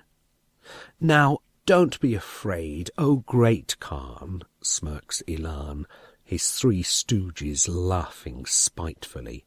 "And if this terrifying beast gets too dangerous, just say the word, and we'll do what we can." On this, the boy lets the dog loose, and it runs straight at Temujin, barking furiously as it goes. It is a pathetic creature, and not even Temujin can be afraid of it. Nevertheless, he takes a step back, perhaps out of reflex, and Ilan laughs loudly. Meanwhile, invisible and silent, Sarantoya stretches her wings, and just as it is about to reach Temujin, the dog jumps back in fear, runs around looking scared, and then runs back with its tail between its legs, squeaking as it goes. Ilan looks surprised, truly, but then his face darkens. "Fine," he growls, "but let's see if you can scare off something that isn't 10 times smaller than you." He lunges at Temujin with his fists curled.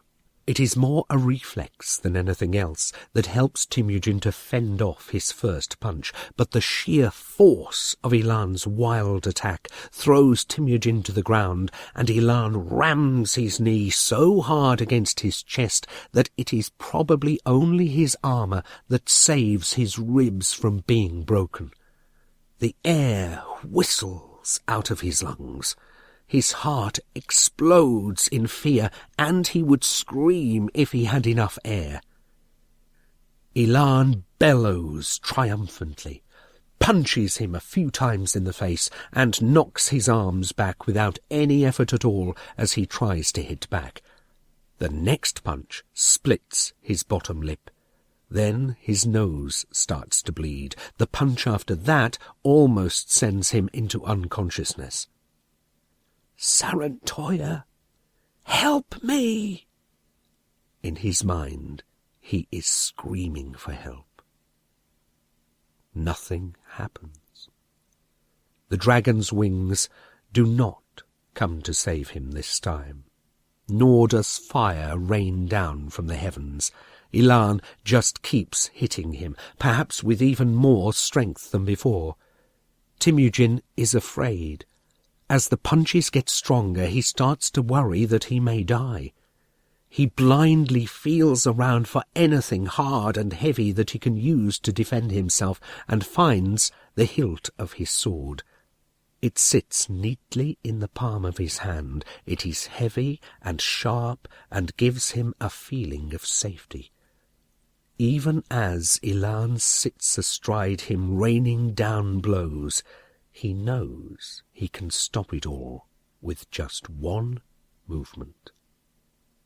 Then the blood flowing to the floor will not be his any more. Instead of using the sword, however, he drops it again, and calls desperately in his thoughts for Sarantoya. "Help me!" The dragon remains silent. Temujin can feel her presence so clearly, as if she were right behind him, but she says nothing. "Stop!" shouts a furious, high-pitched voice. Ilan punches him in the face again, even harder, but then his weight disappears from Temujin's chest, and Ilan's mad laughter is replaced by surprised shouts. Temujin pushes himself up onto his elbows, screws up his eyes to get rid of the blood and tears, and then opens them wide as he sees who has come to help him. He has been counting on Chuzier, desperately hoping for him, but his brother in oath is standing looking lost and confused. Now it is Ilan who is lying on his back, covering his face with his hands. The form who is kneeling on him, smacking him in the face again and again, is about a head shorter than Temujin, has hip-length, raven-black hair clinging to its skin in wet streaks, and is wearing nothing except this hair and water. "Leave him alone!" screams Arbessa, and every word is accompanied by another slap. Ilan's face is starting to turn red with all the smacking, despite Arbessa's hands being small and slim. "You call that courage? 4 on 1? You really are very brave warriors, aren't you?" Ilan finally overcomes his surprise and throws Arbessa off him with a rough movement. His face is glowing red and is contorted with shame and fury. Murderous rage is burning in his eyes. Temujin is almost completely sure that he will lunge at him again, but instead Ilan takes a step back and spits blood and phlegm on the grass. "Yes," he says contemptuously, "I should apologize to my Khan. I did not know that his bodyguards were so brave." With this, he turns on his heels and marches off, followed by his 3 stooges. Chuzier stands still, not sure what to do, but does not look Temujin in the eyes. After a moment he too goes, almost as fast as the others. Temujin tries to get up, but everything is spinning. His face hurts badly. Every breath he takes causes him pain. It feels like Ilan may well have broken one of his ribs. He feels Arbessa kneel down beside him, stretch out her hand to him, but she does not dare to touch him. Then she does something which surprises him completely. She bends down to his face and blows a kiss on his cheek. "You were very brave, Temujin," she whispers in his ear. Temujin looks at her, confused. He does not understand what she means. Brave? He has been a coward. "What?" he murmurs. "It was brave of you not to do it." Arbessa nods towards the sword. She smiles warmly and honestly, in a way she has not smiled at him yet. Then she stands up and in one flowing movement puts out her hand to help him to his feet. He is embarrassed, but he needs the help to get up. He starts to thank her and is about to make a jokey remark to try and play down his weakness when he notices movement behind him and jumps round, convinced that Ilan and the others have come back to give him another drubbing.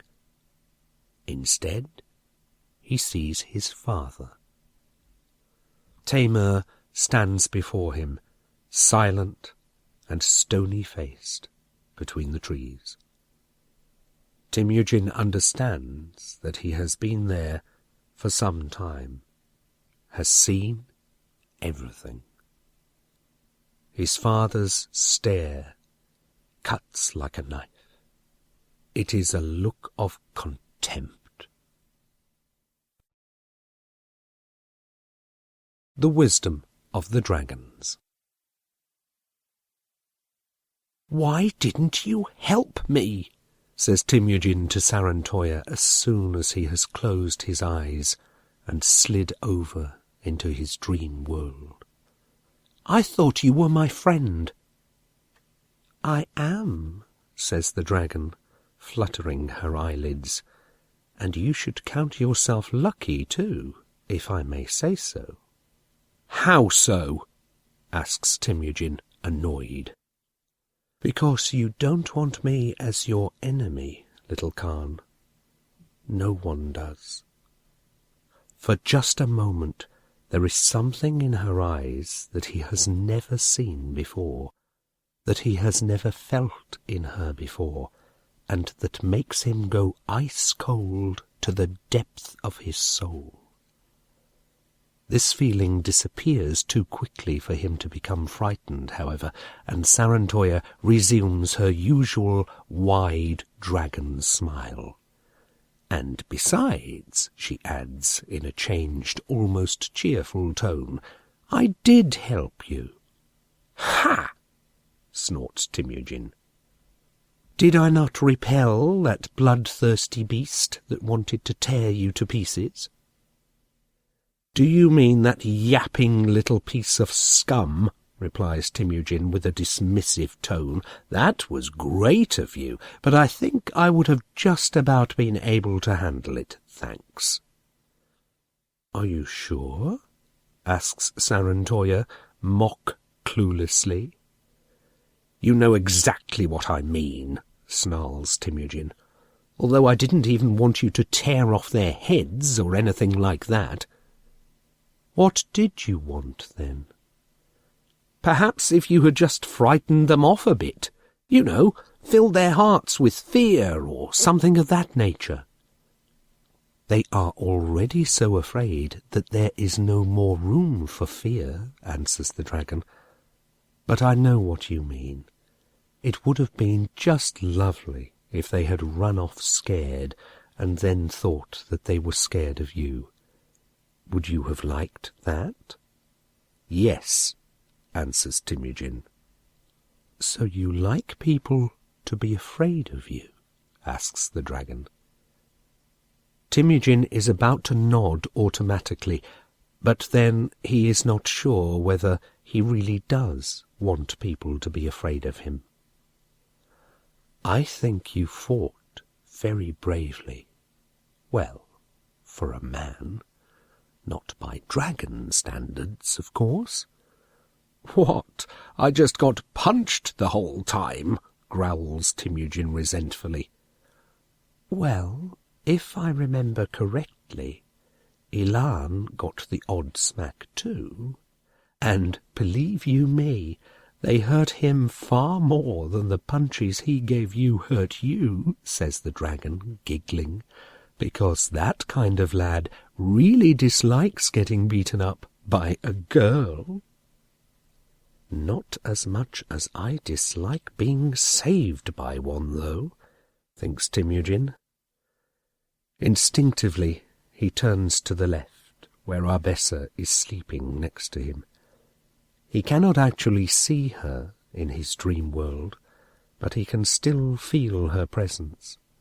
He feels warmth and comfort like he has not felt since lying in his mother's arms as a small boy, but this is different. It is more intimate and much, much sweeter. Sarantoya does not try to even pretend that she is not reading his thoughts. "You are ashamed of being helped by a girl, but you accuse me of not having helped too." "Yes, but you're a dragon, not a girl," hisses Temujin. "But I was one once," answers Sarantoya snappishly. "And that wasn't all that long ago, either. Those millennia just fly by," she giggles again, then sighs deeply, and is suddenly very serious again. "You did not need any help, little Khan. You did everything right." "Right? You mean I got a right beating?" "You could, have killed him, but you didn't. Temujin thinks of the sword he held in his hand, thinks of the short but intense temptation, the power it exercised for a brief moment sends a shiver down his spine. Perhaps this is the first time he has realized just how thin the boundary is between life and death. It was right, repeats Sarantoya heavily, because a few scratches and cuts will heal, but you cannot give back a life you have taken. And sometimes the person who has taken it becomes the person who is pursued. Is this supposed to be the wisdom of the dragons or something? He asks angrily. No, answers Sarantoya, just my experience after a long life. Nothing would have happened if you had killed that boy, because you are the son of the Khan, and he challenged you. But you may have never forgotten him. Ever. And what if I had forgotten him? That would only have been worse, says Sarantoya mysteriously, because sometimes it is only a tiny step that puts a life onto the wrong path. But you did right. Temujin is not in the mood for another round of dragon wisdom. Not that Sarantoya is not in the right. He knows she is. Yes, well, whatever the case, I learned something important today. What did you learn? That it might be nice to have friends, but that's all there is. When it comes down to it, you're on your own. Sarantoya looks at him silently for a while, and in such a strange way that Temujin feels more and more uncomfortable. He only said what he just said to annoy her slightly, but he realizes he has really hurt her. He did not mean to do that. I meant Chuzir, he claims. No, says Sarantoya. No, you didn't. Temujin is silent. I understand, says Sarantoya, sighing. What? Instead of answering his question, Sarantoya just stares straight past him, as if the answer is somewhere out there in the grey twilight surrounding them. There is something you should know, little Khan, she says after a long while. I did not finish my story last night. I know that you beseeched me to help, but I chose not to hear you. Why?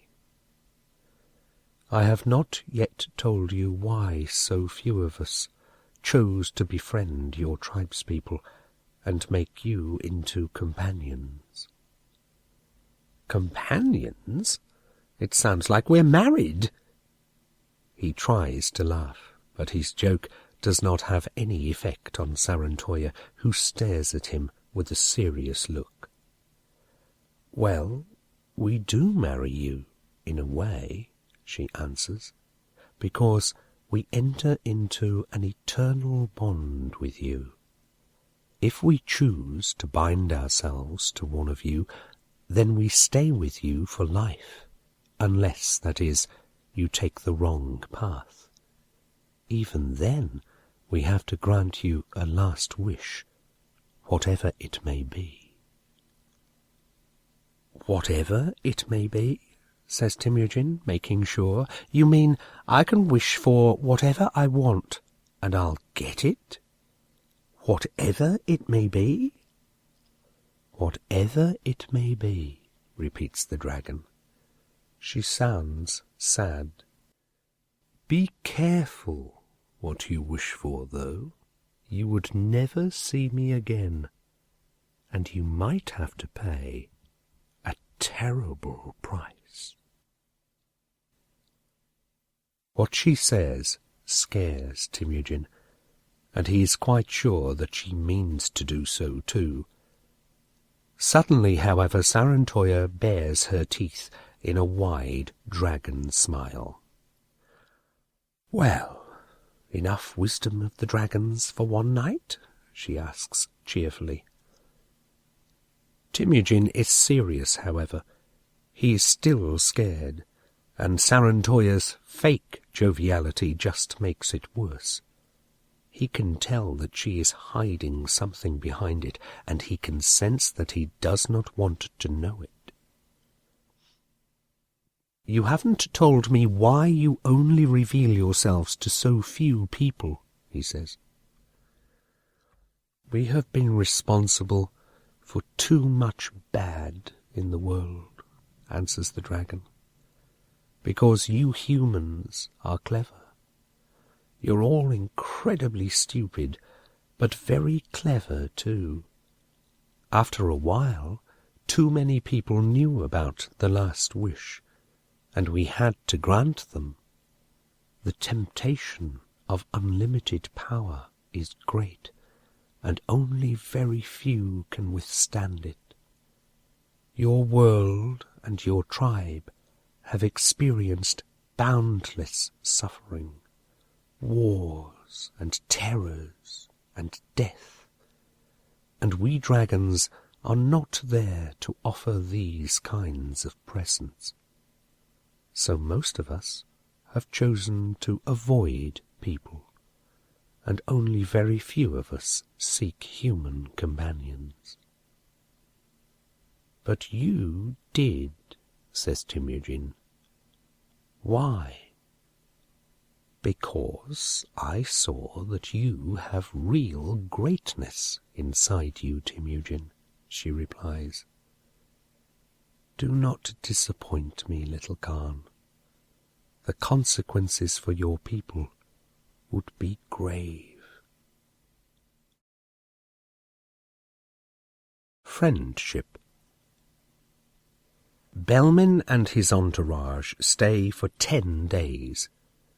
As befits his rank and position as a great Khan and brother in oath to Temujin's father, a feast is given every evening in Belmin's honour. The fire in his father's tent often burns so long that its last light mingles with the first rays of the rising sun. Arbessa and Temujin spend every night in his yurt, and although she then passes most of the day avoiding him, either busy doing something or chatting with the other women, they become a lot closer to each other in this time. They haven't touched each other at all. The fleeting kiss as he lay on the ground that first morning remains their only kiss. She even seems afraid of any other contact, although she does not seem to be prudish. Something happens between them, however. Temujin is not sure whether it is friendship or love, but he feels good when she is there. After a while, he misses the continual nagging and frequently unfriendly scorn when she is not there. At first, what Belmin said about him spending a year in his village frightened him. Temujin has never been away from his home for more than a couple of days at a time, but now he is more afraid of not seeing Arbessa for more than a day. Not only does he now know that he will have to spend the rest of the summer and the winter to come in the Vauchon village, but he is actually looking forward to being there together with Arbessa. And so it comes to the last day. Arbessa is already gone when he wakes up. Temujin has not yet found out how she always manages to get up before him, even when he tries to get up earlier. So Temujin leaves the yurt and runs to the river to wash without his armour, hoping to find her there.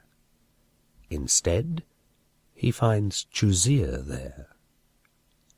His brother in oath is sitting on a rock on the riverbank, his bare feet dangling in the water. Temujin does not need to ask him to know that he has been waiting for him for some time.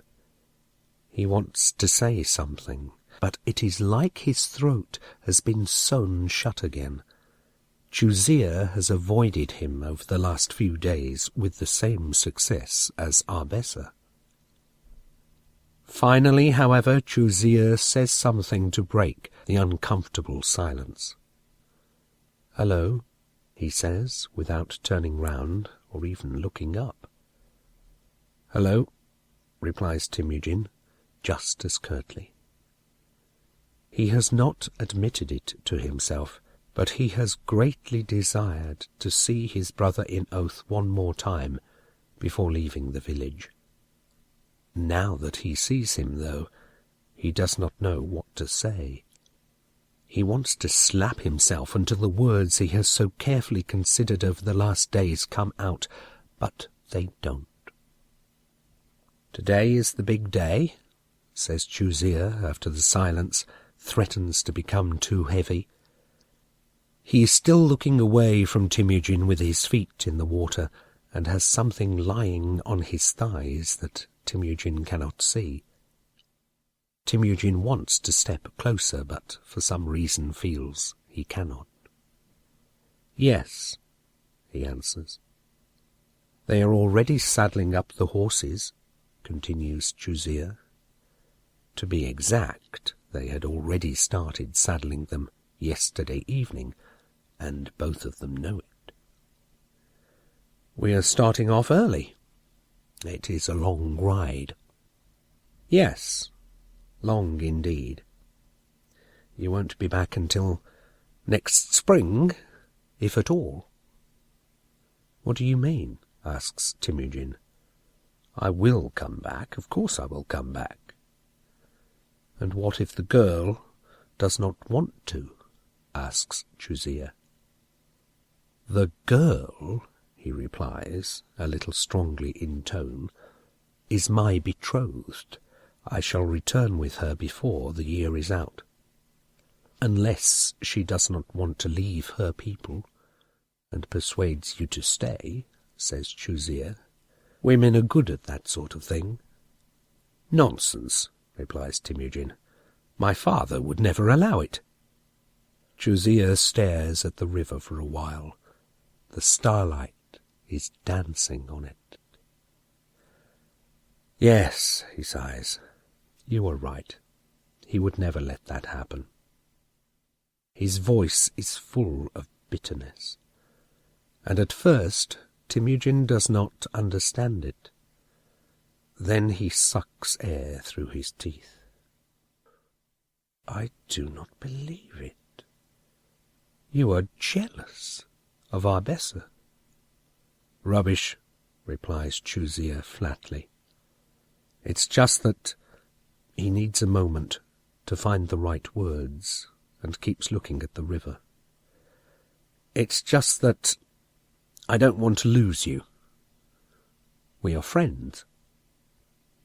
Temujin is as relieved as he is confused by this statement. In fact, he is so confused that he is slightly angry.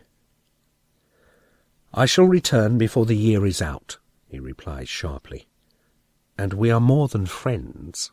We are brothers in oath." "Well, I hope we still are," he adds in his thoughts. On this, Chuzir turns round to face him and says something that scares Temujin. "Are we still brothers in oath?" "What do you mean?" responds Temujin roughly. Chuzir takes his feet out of the water and turns slowly towards him until Temujin can see what he has in his lap. His eyes widen. "I've been waiting for you because I wanted to speak to you alone and to give you this, if you want it back." He holds up the arrow to Temujin. "Have you lost your mind?" gasps Temujin. "We swore our oath on this arrow."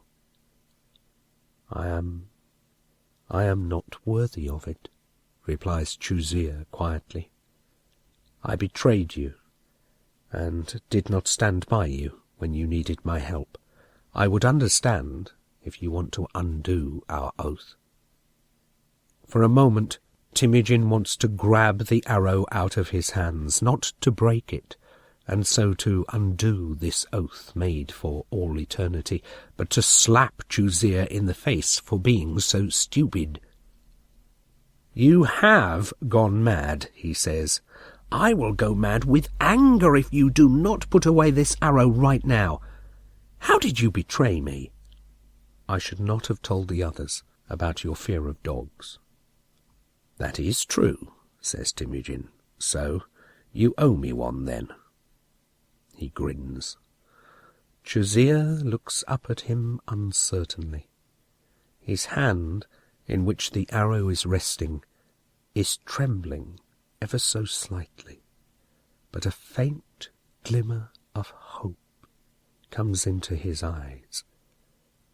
It is still quite dark, so Temujin cannot be sure, but he thinks he sees tears glinting in the starlight.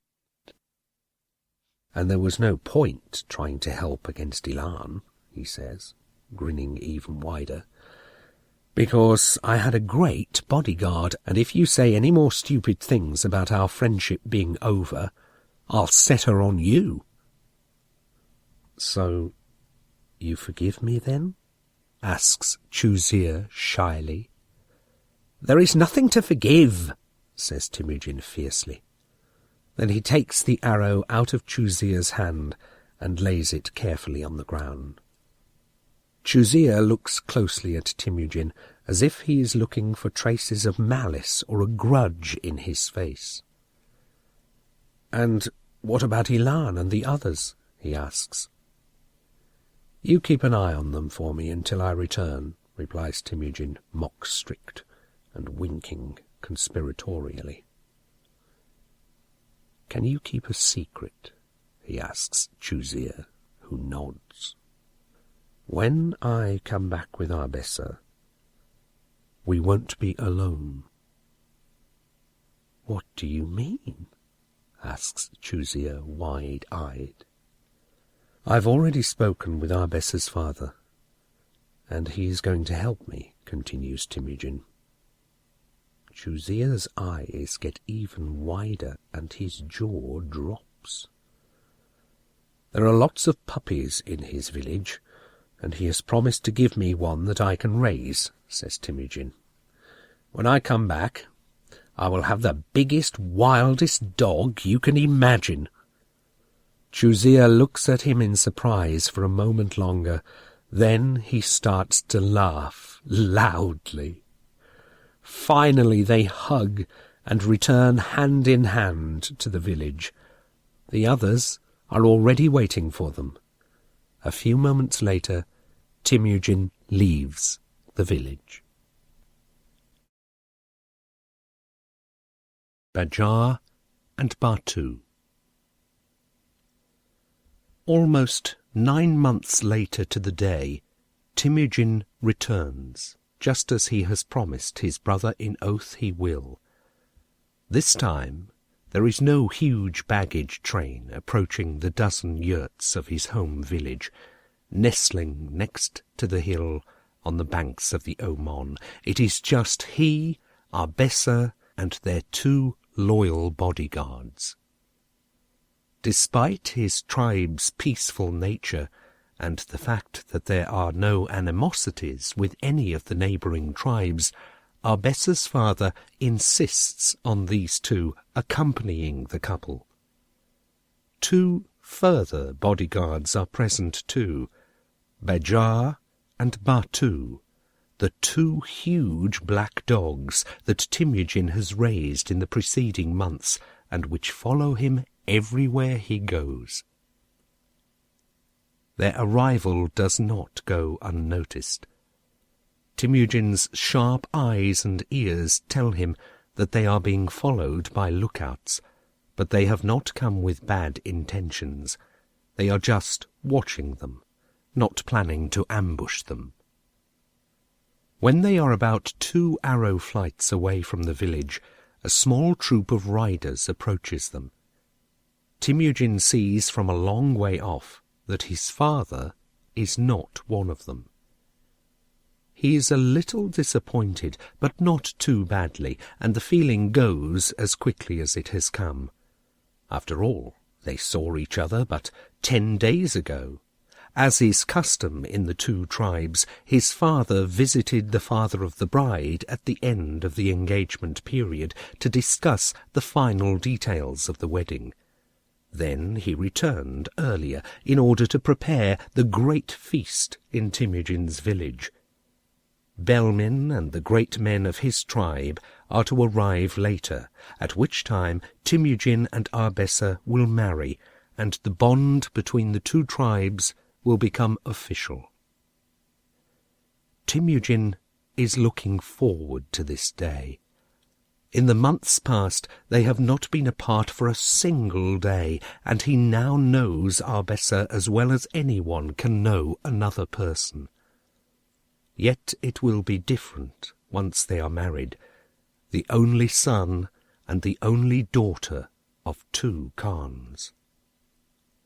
Temujin has learned a lot from Arbessa and her people, and perhaps Arbessa has learnt the odd thing from him. Although they have never said it, they both know how their future together will be. After many years, hopefully very many years, Belmin and Taimur will be called to the gods, and then they will unite their 2 tribes and make a new and more powerful one which is not ruled by a man of the sword, but by a man of wisdom.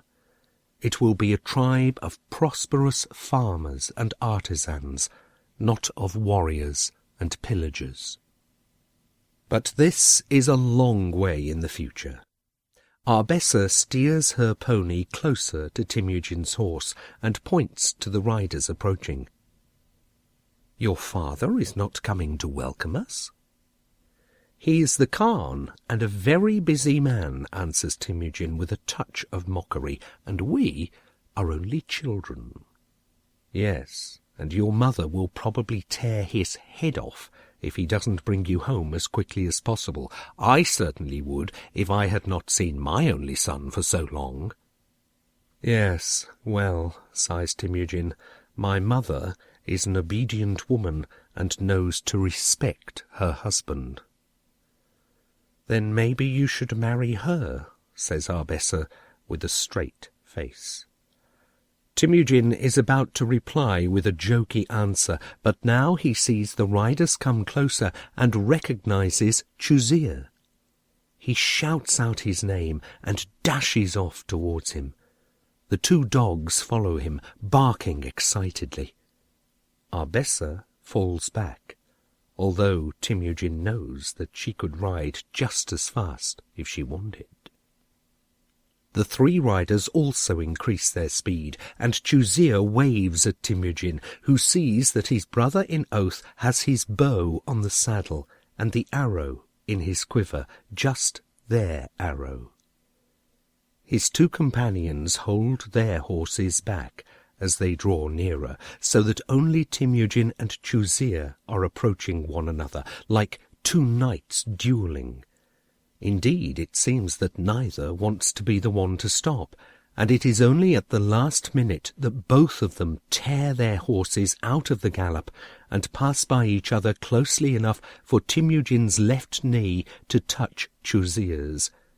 He yanks so hard at the bridle that the horse neighs angrily and stands on its hind legs, turning round instantly. Chuzir does exactly the same.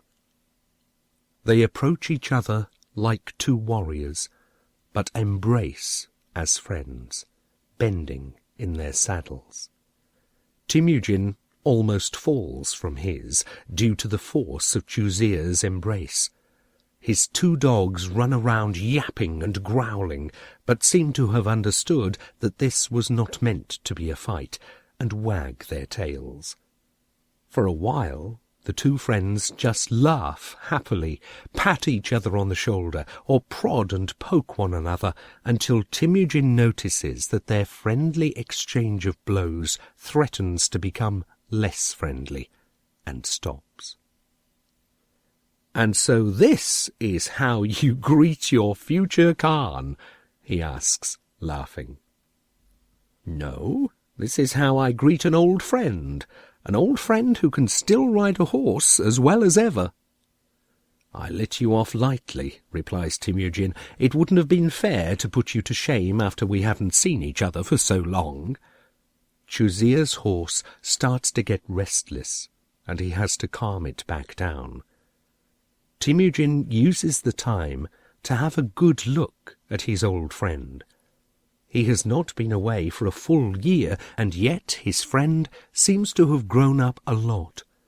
His shoulders have got broader, he is quite a bit taller, and he is also far more muscular. Then he sees that he too must look different to Chuzia. Even he himself has noticed changes in recent months. He too has grown a lot more than Chuzia, and his shoulders too are broader. He is far better built than he was, and his voice has become a lot deeper. That is almost certainly due to the way he has been living. Belmin's tribe is not just peaceful, but very wealthy.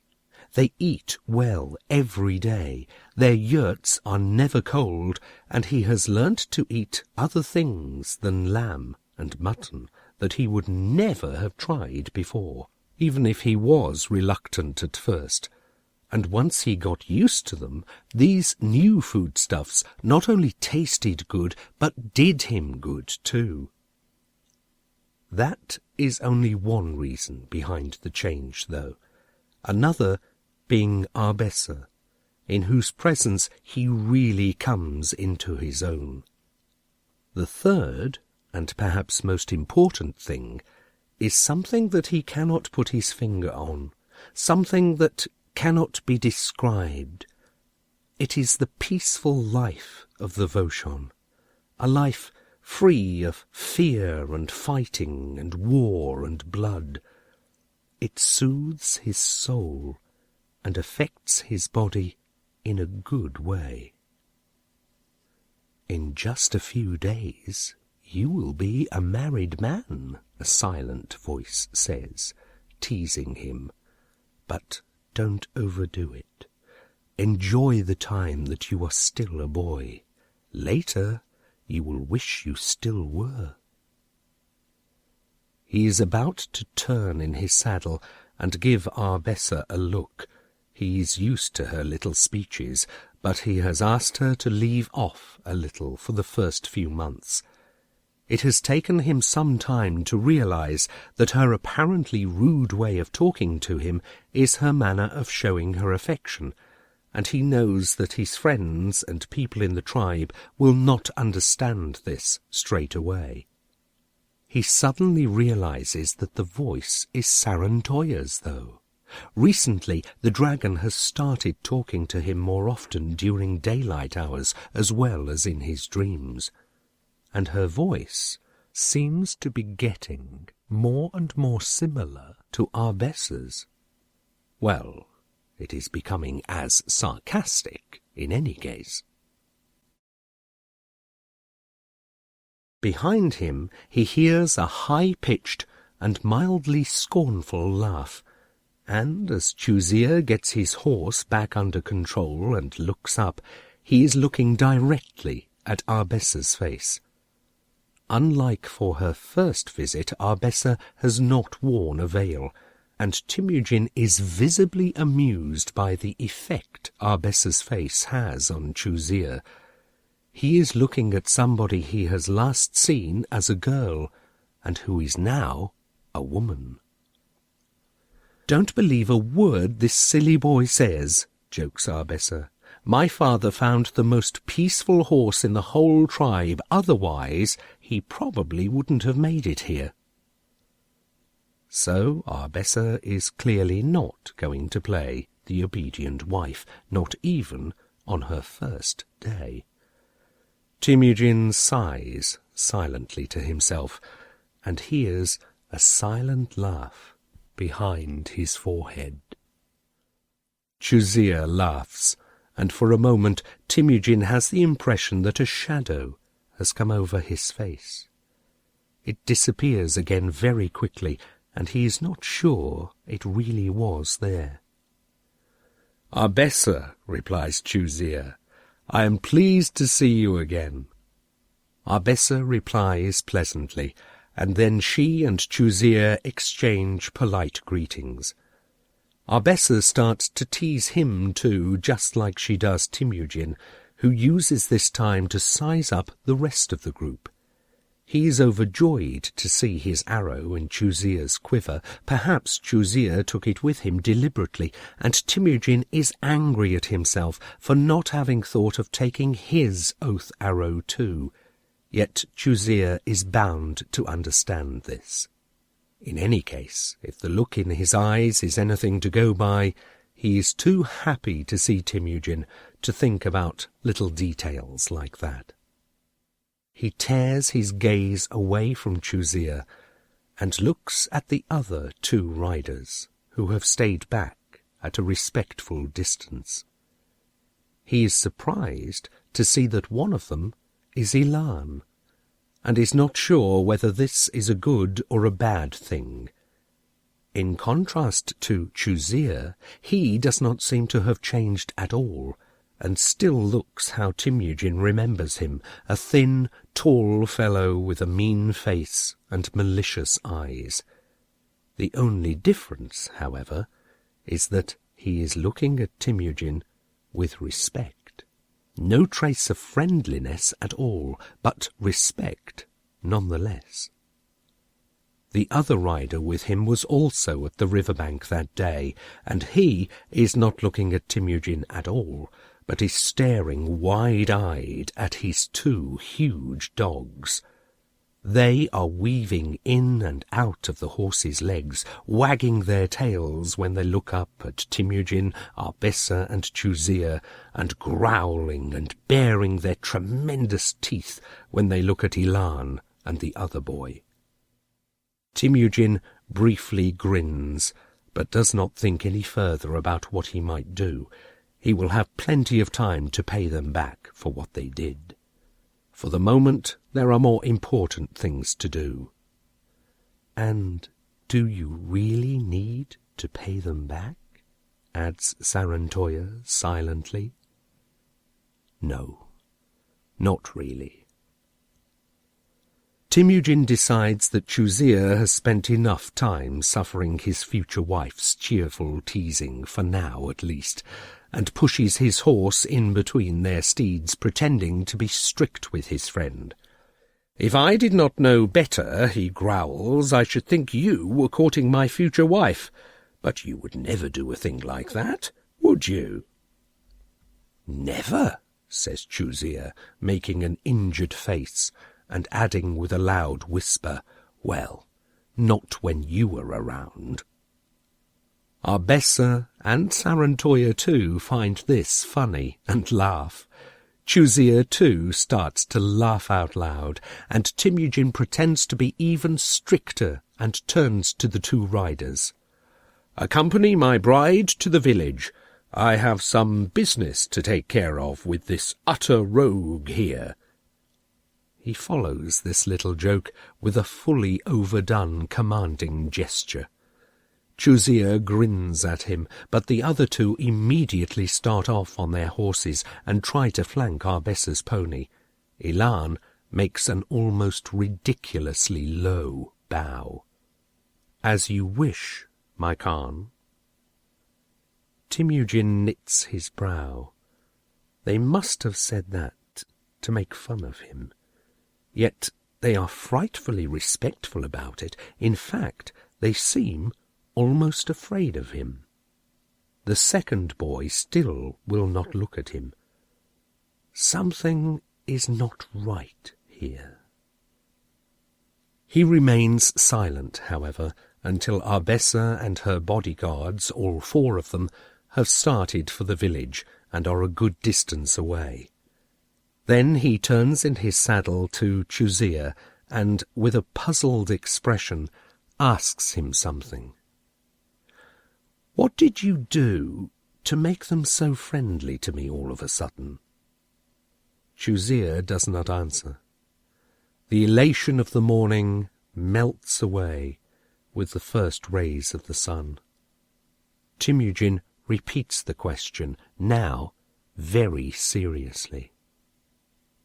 "What is going on here, Chuzier? Why is he calling me Khan?"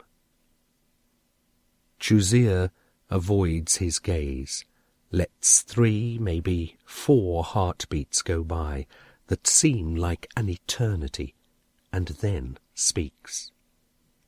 "Because you are Khan, Temujin." "What do you mean?" Temujin's voice sounds more frightened than he actually is. He does not really understand what Chuzier's answer means, or maybe he does not want to understand it. His thoughts are suddenly more tense than ever, and the tension is not coming from him. Something else is inside him, listening, terrified and scared of what is to come. "Where is my father?" asks Temujin, once he realizes that Chuzier will not answer of his own accord. His brother in oath is still avoiding his gaze. "He is not here," Chuzier says then. "Not here?" Temujin sits up in his saddle, straight as an arrow. "What do you mean? He rode out before us just 10 days ago." "I know," interrupts Chuzier, turning slowly in his saddle to face his brother in oath. Temujin can see how difficult this is for him. "He did not arrive, Temujin. I'm sorry."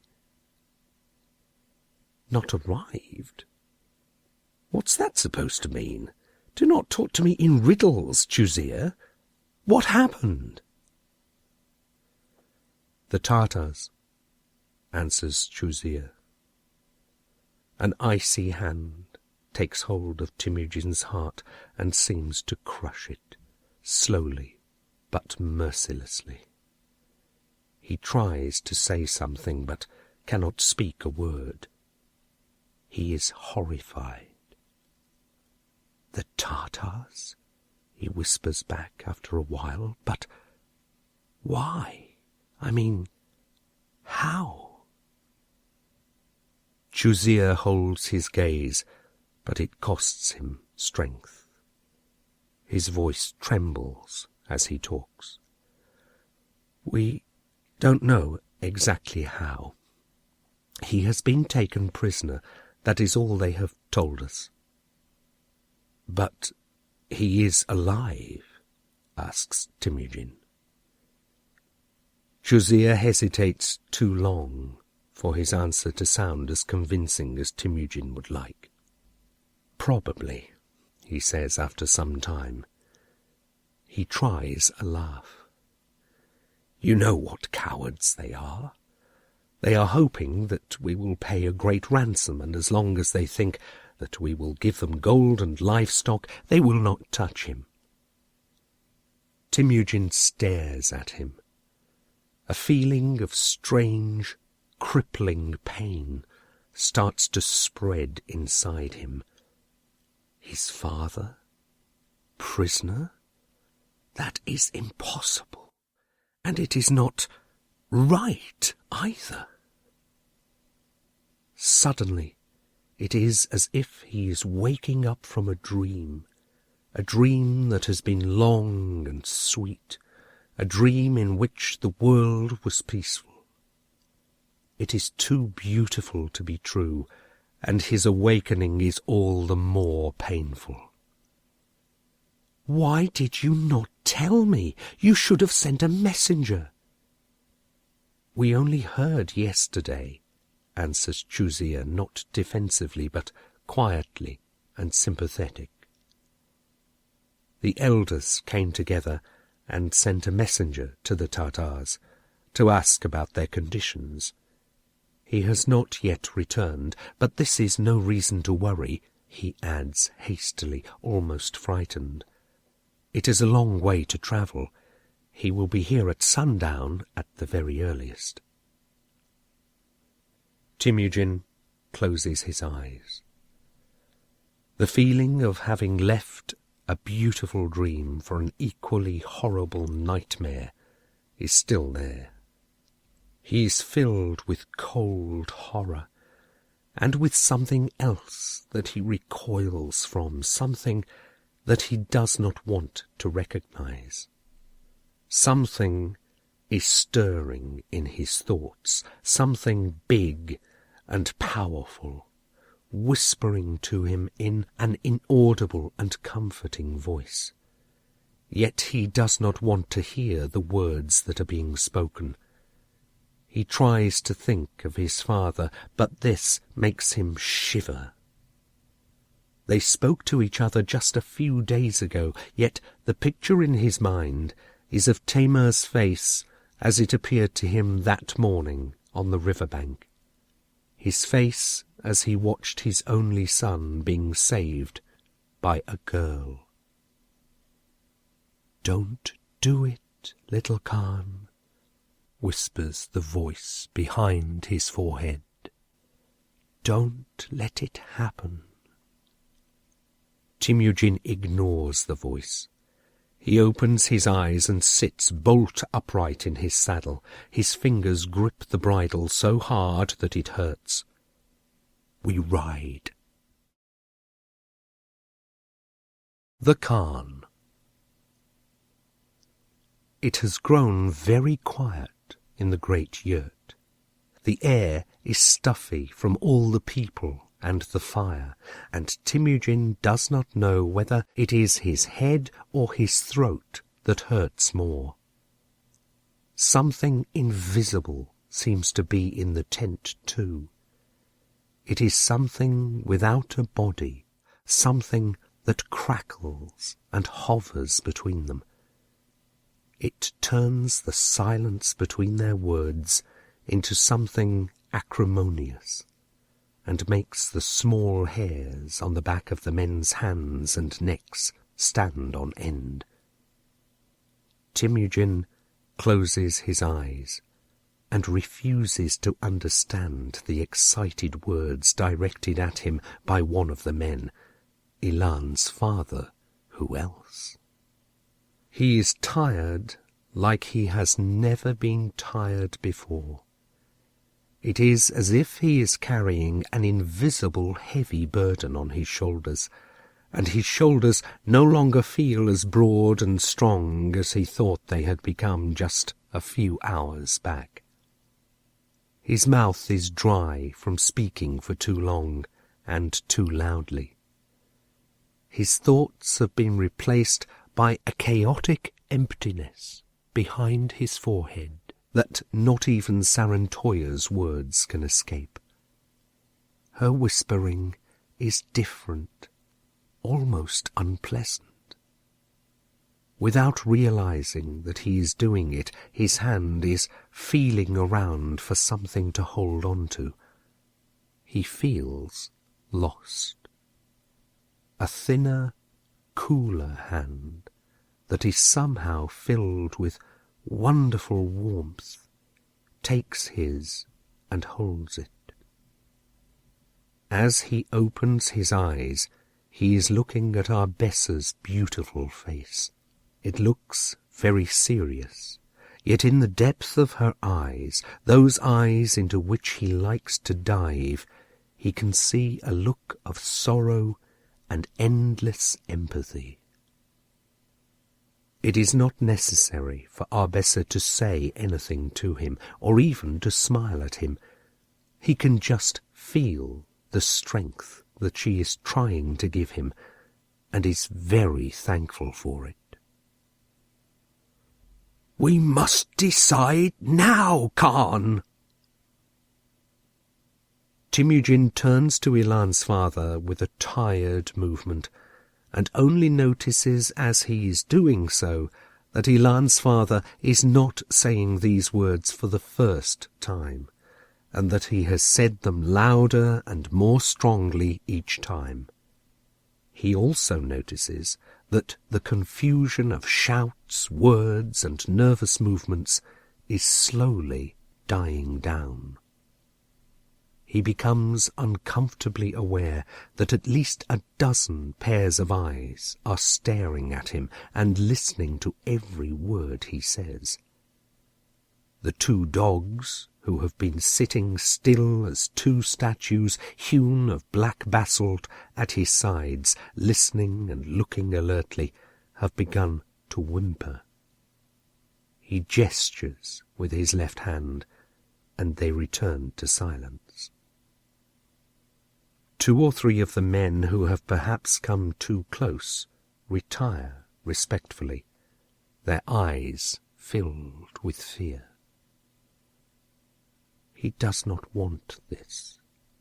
He has returned from the happiest time of his life to date to celebrate the happiest day, not to hold a war council, and certainly not to get involved in this useless and dangerous struggle for power. Yet it is precisely this which he must do, he realizes sadly. Ilan's father has never been a friend of his father's, and does not like Temujin either.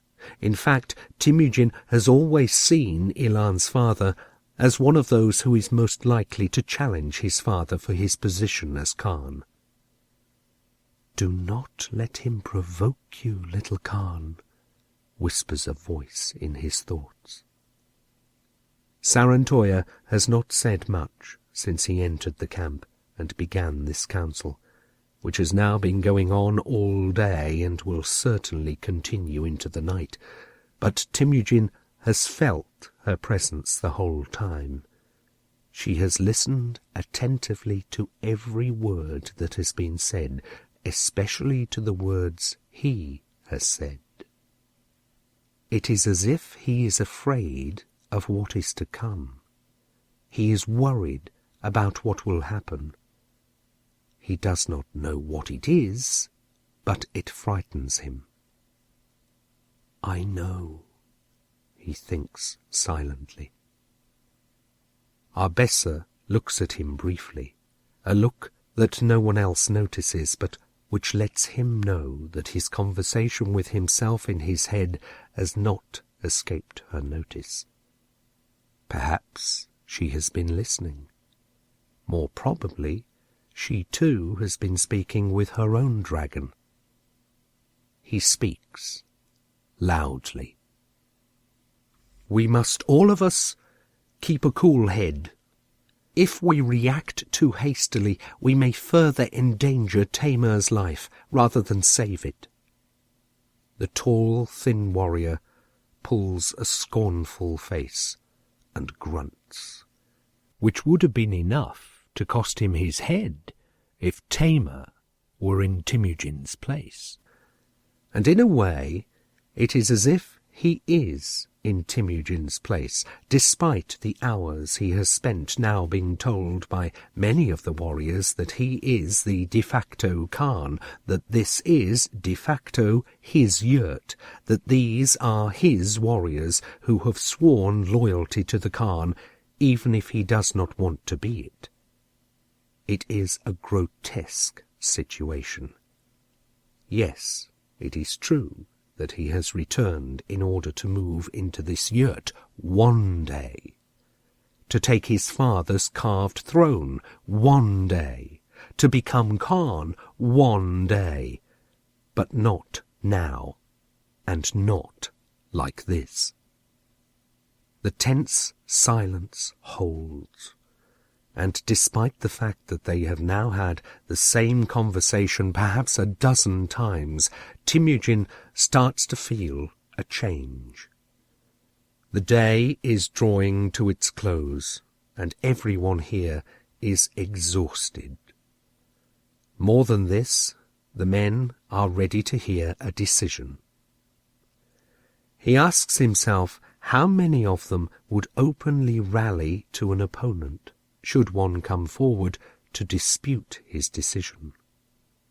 "Not many," whispers Sarantoya behind his forehead, "because most of them are loyal to you.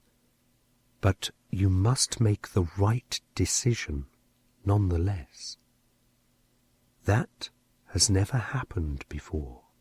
Temujin cannot remember Sarantoya ever having given him such a direct piece of advice before, let alone telling him what other people are thinking. She must be very worried. He is too. If he could only know which decision is the right one.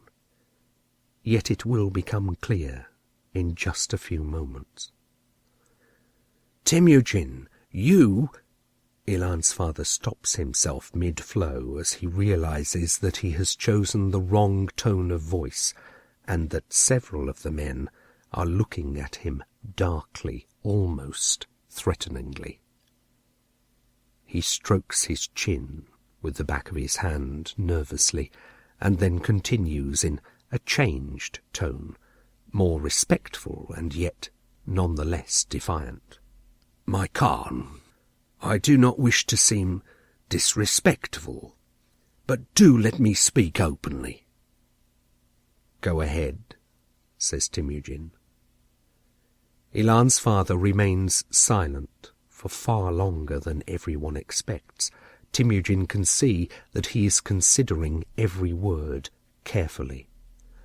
"I do not wish to offend you, Khan." "Temujin," interrupts Temujin. "You are welcome to keep calling me Temujin." Is this the wrong decision? A flicker of triumph surges into the man's eyes. "Temujin," nods the warrior. "You know your father better than anyone here, so I do not need to tell you how he would have reacted if you had been taken and he was standing here." Temujin tries not to, but he can see his father's face again, the sorrow and contempt as he sees his son being beaten on the riverbank. "Well, how would he have reacted?" asks Arbessa. The rage that surges into the eyes of the warrior cannot escape notice, yet Temujin is not able to say if this is due to what Arbessa has said or just due to the fact that she has dared to enter the fray. Apart from her, there are only men in the yurt, and women are not allowed in the war council. Yet Arbessa followed him into the tent as if it were the most natural thing in the world, and he only now realizes that this must have felt like a slap in the face to many men like Ilan's father. Yet it is too late to do anything about this now. "Be quiet, child," hisses the warrior. "When men are talking, women are—" "Arbessa," interrupts Temujin, not loudly but sharply, "is my bride, and will soon be your ruler. You shall speak to her in a more respectful tone." The dogs growl in agreement and bare their teeth. Temujin does not hold them back this time. The man stares at him, the smouldering rage in his eyes burning brighter, and Temujin sees that it is probably nothing more than the presence of his huge fighting dogs that is keeping Ilan's father from acting on his impulses. "What if," thinks Temujin angrily, "I were to just let them loose and watch them do their job, which is to protect me and to tear my enemies to shreds?" At this moment, however, Chuzir stands on the other side, next to Arbessa, and lets his hand fall loudly onto the handle of his sword, hanging in his belt. It is just a gesture, nothing more, yet it suffices to fill Temujin's heart with warmth and strength. "Our Khan," answers Ilan's father in a deliberate and carefully respectful tone, "would have done what any true Khan would do. He would have called his men to arms and let these cowards have the answer they deserve." "And what would be this answer?" asks Temujin. "We must go and free our Khan." "Yet did you not yourself just call Temujin Khan?" asks Arbessa.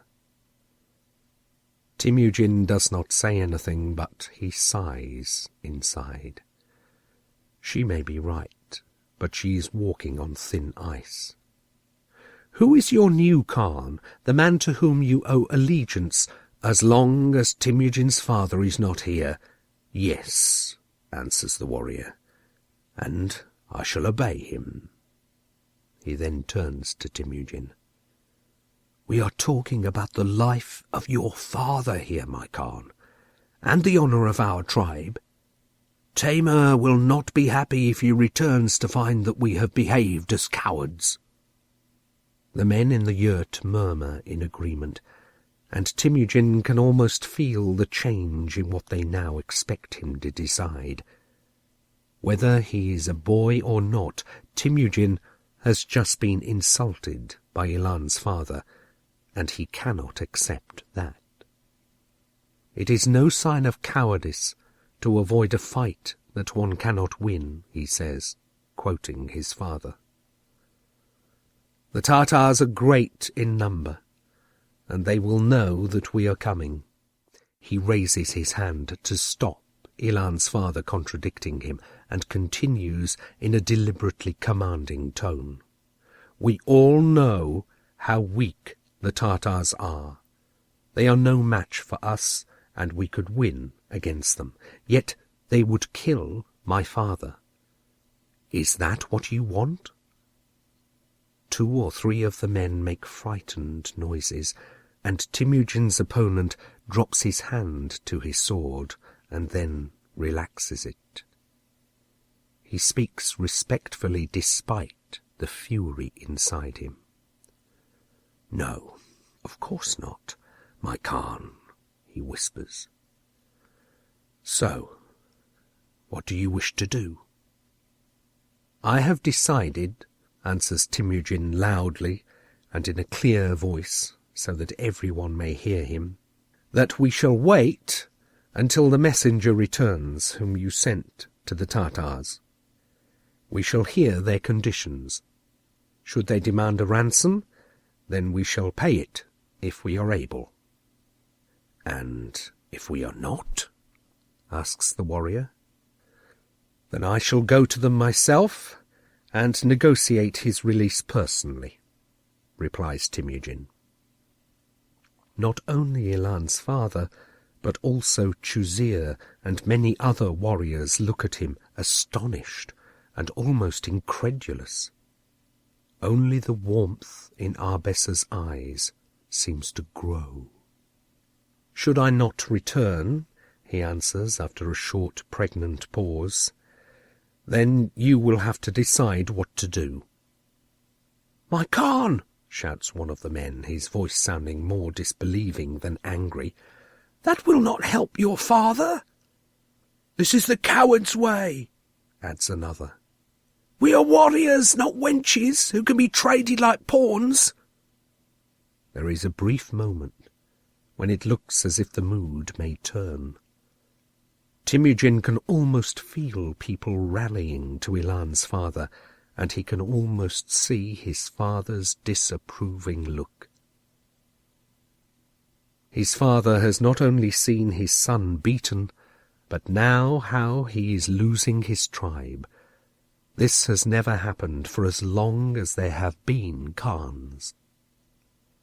"Silence!" he shouts. Is he tricking himself? Or can he hear the roar of huge invisible wings throwing their shadow over the men? I know what you are thinking. I too feel it. Yet there is no honour in spilling innocent blood when there is another path to take. I am no more a coward than any of you, and if there is no other choice, of course we shall take our weapons and free Tamar. Yet we shall try the way of the word before we take that of the sword. I have decided so, and you shall obey me." The invisible wings spread further. Something is stirring in him, the power of the dragon that is part of him. It is the legacy of his father, which he now understands for the first time not to be the strength in his sword arm, nor the accuracy of his bow, but something different and far more important. Once again, there is an unpleasant silence. Everyone stares at him, most of them disbelieving, astonished, or angry. A few of them, perhaps, in agreement. Then Ilan's father speaks quietly, disdainfully, and looking at Arbessa out of the corner of his eyes. "Now we are ruled by women and children." Temujin slaps him in the face. It is absurd. The warrior is more than a head taller than him, and 10 times as strong, and a part of him knows that this is just the moment his opponent has been waiting for. Several men suck their teeth, and others lower their hands to their swords and daggers. Ilan's father takes a step back and begins to draw his sword. Suddenly, a big black form growls, leaps, and sinks its teeth into his arm. The man screams, roaring as he falls back, and tries to use his other arm to hit the dog, but it is no use, as the second dog has taken his other hand. Deep in Temujin, the dragon stirs, stretches its claws, and for a moment Temujin is sure that the warrior can see her. He is sure that he can see into her eyes, and can see something that shakes him to the depth of his soul and fills his heart with fear, a fear so dark that it makes him forget the black beasts biting at his arms.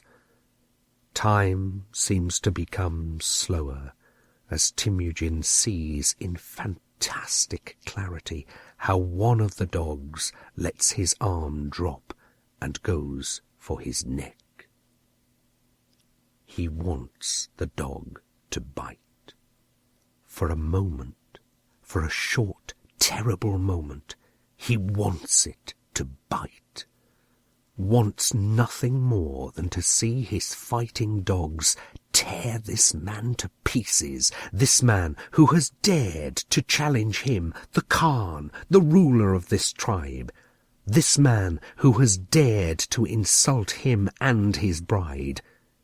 He can see his father again, the expression in his eyes as he watched his son's most shameful moment, and perhaps this is what he owes his father, what his father expects of him.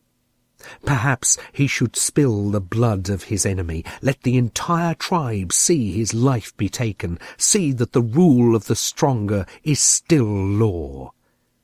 It is in him, this power that is almost the power of a dragon, an ancient power that seeks blood and triumph and knows no mercy. This is what Sarantoya means when she has talked about the paths he can take. He does not even have to do anything. He must only wait one more heartbeat, and the fangs of his dogs will do it for him. He will be Khan. "No!" he shouts. "Heel!" The dog's teeth close on the man with a noise that sounds like a bear trap snapping shut. Yet it is not his throat that the dog bites, but a patch of skin just under it. The second dog lets go of the man's bleeding arm and returns to Temujin. "No," says Temujin, now more quietly, almost to himself. "No, that is not our path." Once again, it is as if time has slowed. Countless eyes are staring at him. Many of the men are astounded, shocked, completely helpless. Each one is waiting for him to draw his sword and finish it himself. Instead, Temujin does something that surprises himself more than anyone else. He stops the tempting, dark whispering inside himself, drops his hand from his sword, and goes to the man to help him up. Ilan's father looks at him, confused and scared, yet he takes his hand and stands up, swaying on his feet. His eyes no longer burn with triumph and fury, but are a sea of uncertainty. He stands there for a moment, looking down at Temujin, before picking up his sword. He returns it to his sheath, tired. He sinks his head and speaks with real respect. "Yes, my Khan, I shall obey you. And one day you will understand me too," adds Temujin in his thoughts. He tries to smile at the man in his eyes, but the warrior avoids his gaze. He seems shocked. Perhaps he understands before Temujin that it is this moment that has made the boy into the Khan, whether his father returns or not. "You may go now," he says to everyone loudly after a pause. "Keep watch for the messenger and tell me the instant he arrives. It has been a long day, and we all need peace and rest." The sound of huge beating wings and sharp claws accompanies his every word, but he can feel the tension dropping at the same time. One after another, the men turn and go. Finally, Ilan's father is almost alone with them. He looks at Temujin, then at Arbessa, then again at Temujin, and goes, leaving the couple to themselves. The dogs are at Temujin's side. Only Chuzir is left. He looks at Temujin in a way that makes him shiver. "Thank you," says Temujin. "What for?" asks Chuzir. The sound of his voice frightens Temujin even more than the look in his eyes. "For being on my side," he answers. "I do not know what would have happened without you." "You are my brother in oath," replies Chuzir. This is not the answer that Temujin wants to hear, but he also feels how pointless it would be to say another word. He nods silently, and Chuzir understands that he now wishes to be alone with Arbessa. He turns away obediently, but stops after a few paces and turns to them. Was he right? About what? "That you have been too long with the other tribe," says Chuzir. These words hurt Temujin deeply, but he does not show it. Instead, he shakes his head and smiles, as if Chuzia has said something silly but forgivable. "No," he replies. Nothing more. Chuzia seems even more disappointed, but turns and leaves. "That was incredibly brave of you," says Arbessa. Was it? Or is he right? Arbessa lays her hand softly on his shoulder. "One day he will understand you. He is your brother in oath, and more importantly, he is your friend. Give him time." Temujin is almost ashamed, and is just able to stop himself from pushing away her hand. "I hope I am wrong, but I feel like I have destroyed what makes my people special." Arbessa laughs strangely at this. "You have only destroyed what makes them bad. They will understand you. You will become a great Khan who rules not by the sword, but by wisdom." Yet, is this really wisdom? Temujin takes a few steps back from her, and Arbessa lets her hand drop. She is disappointed, yet her eyes still smile at him. "You need time too," she says. "Your people are known for their peaceful nature," he answers, "which I admire and envy. But my people are not like this, not like yours." "Yet we too were once like you," replies Arbessa, "until the dragons showed us the right way. Have you never asked yourselves how we were able to live in peace with our neighbours? Why your father and mine are friends, despite the fact that Tamer has attacked so many other tribes and robbed them of their women, their animals, and their treasure?" As he tries to answer, she talks further. "I know what you want to say. There is no honour in attacking a tribe of cowards," she says, quoting him in scornful tone. "But we are no more cowards than you.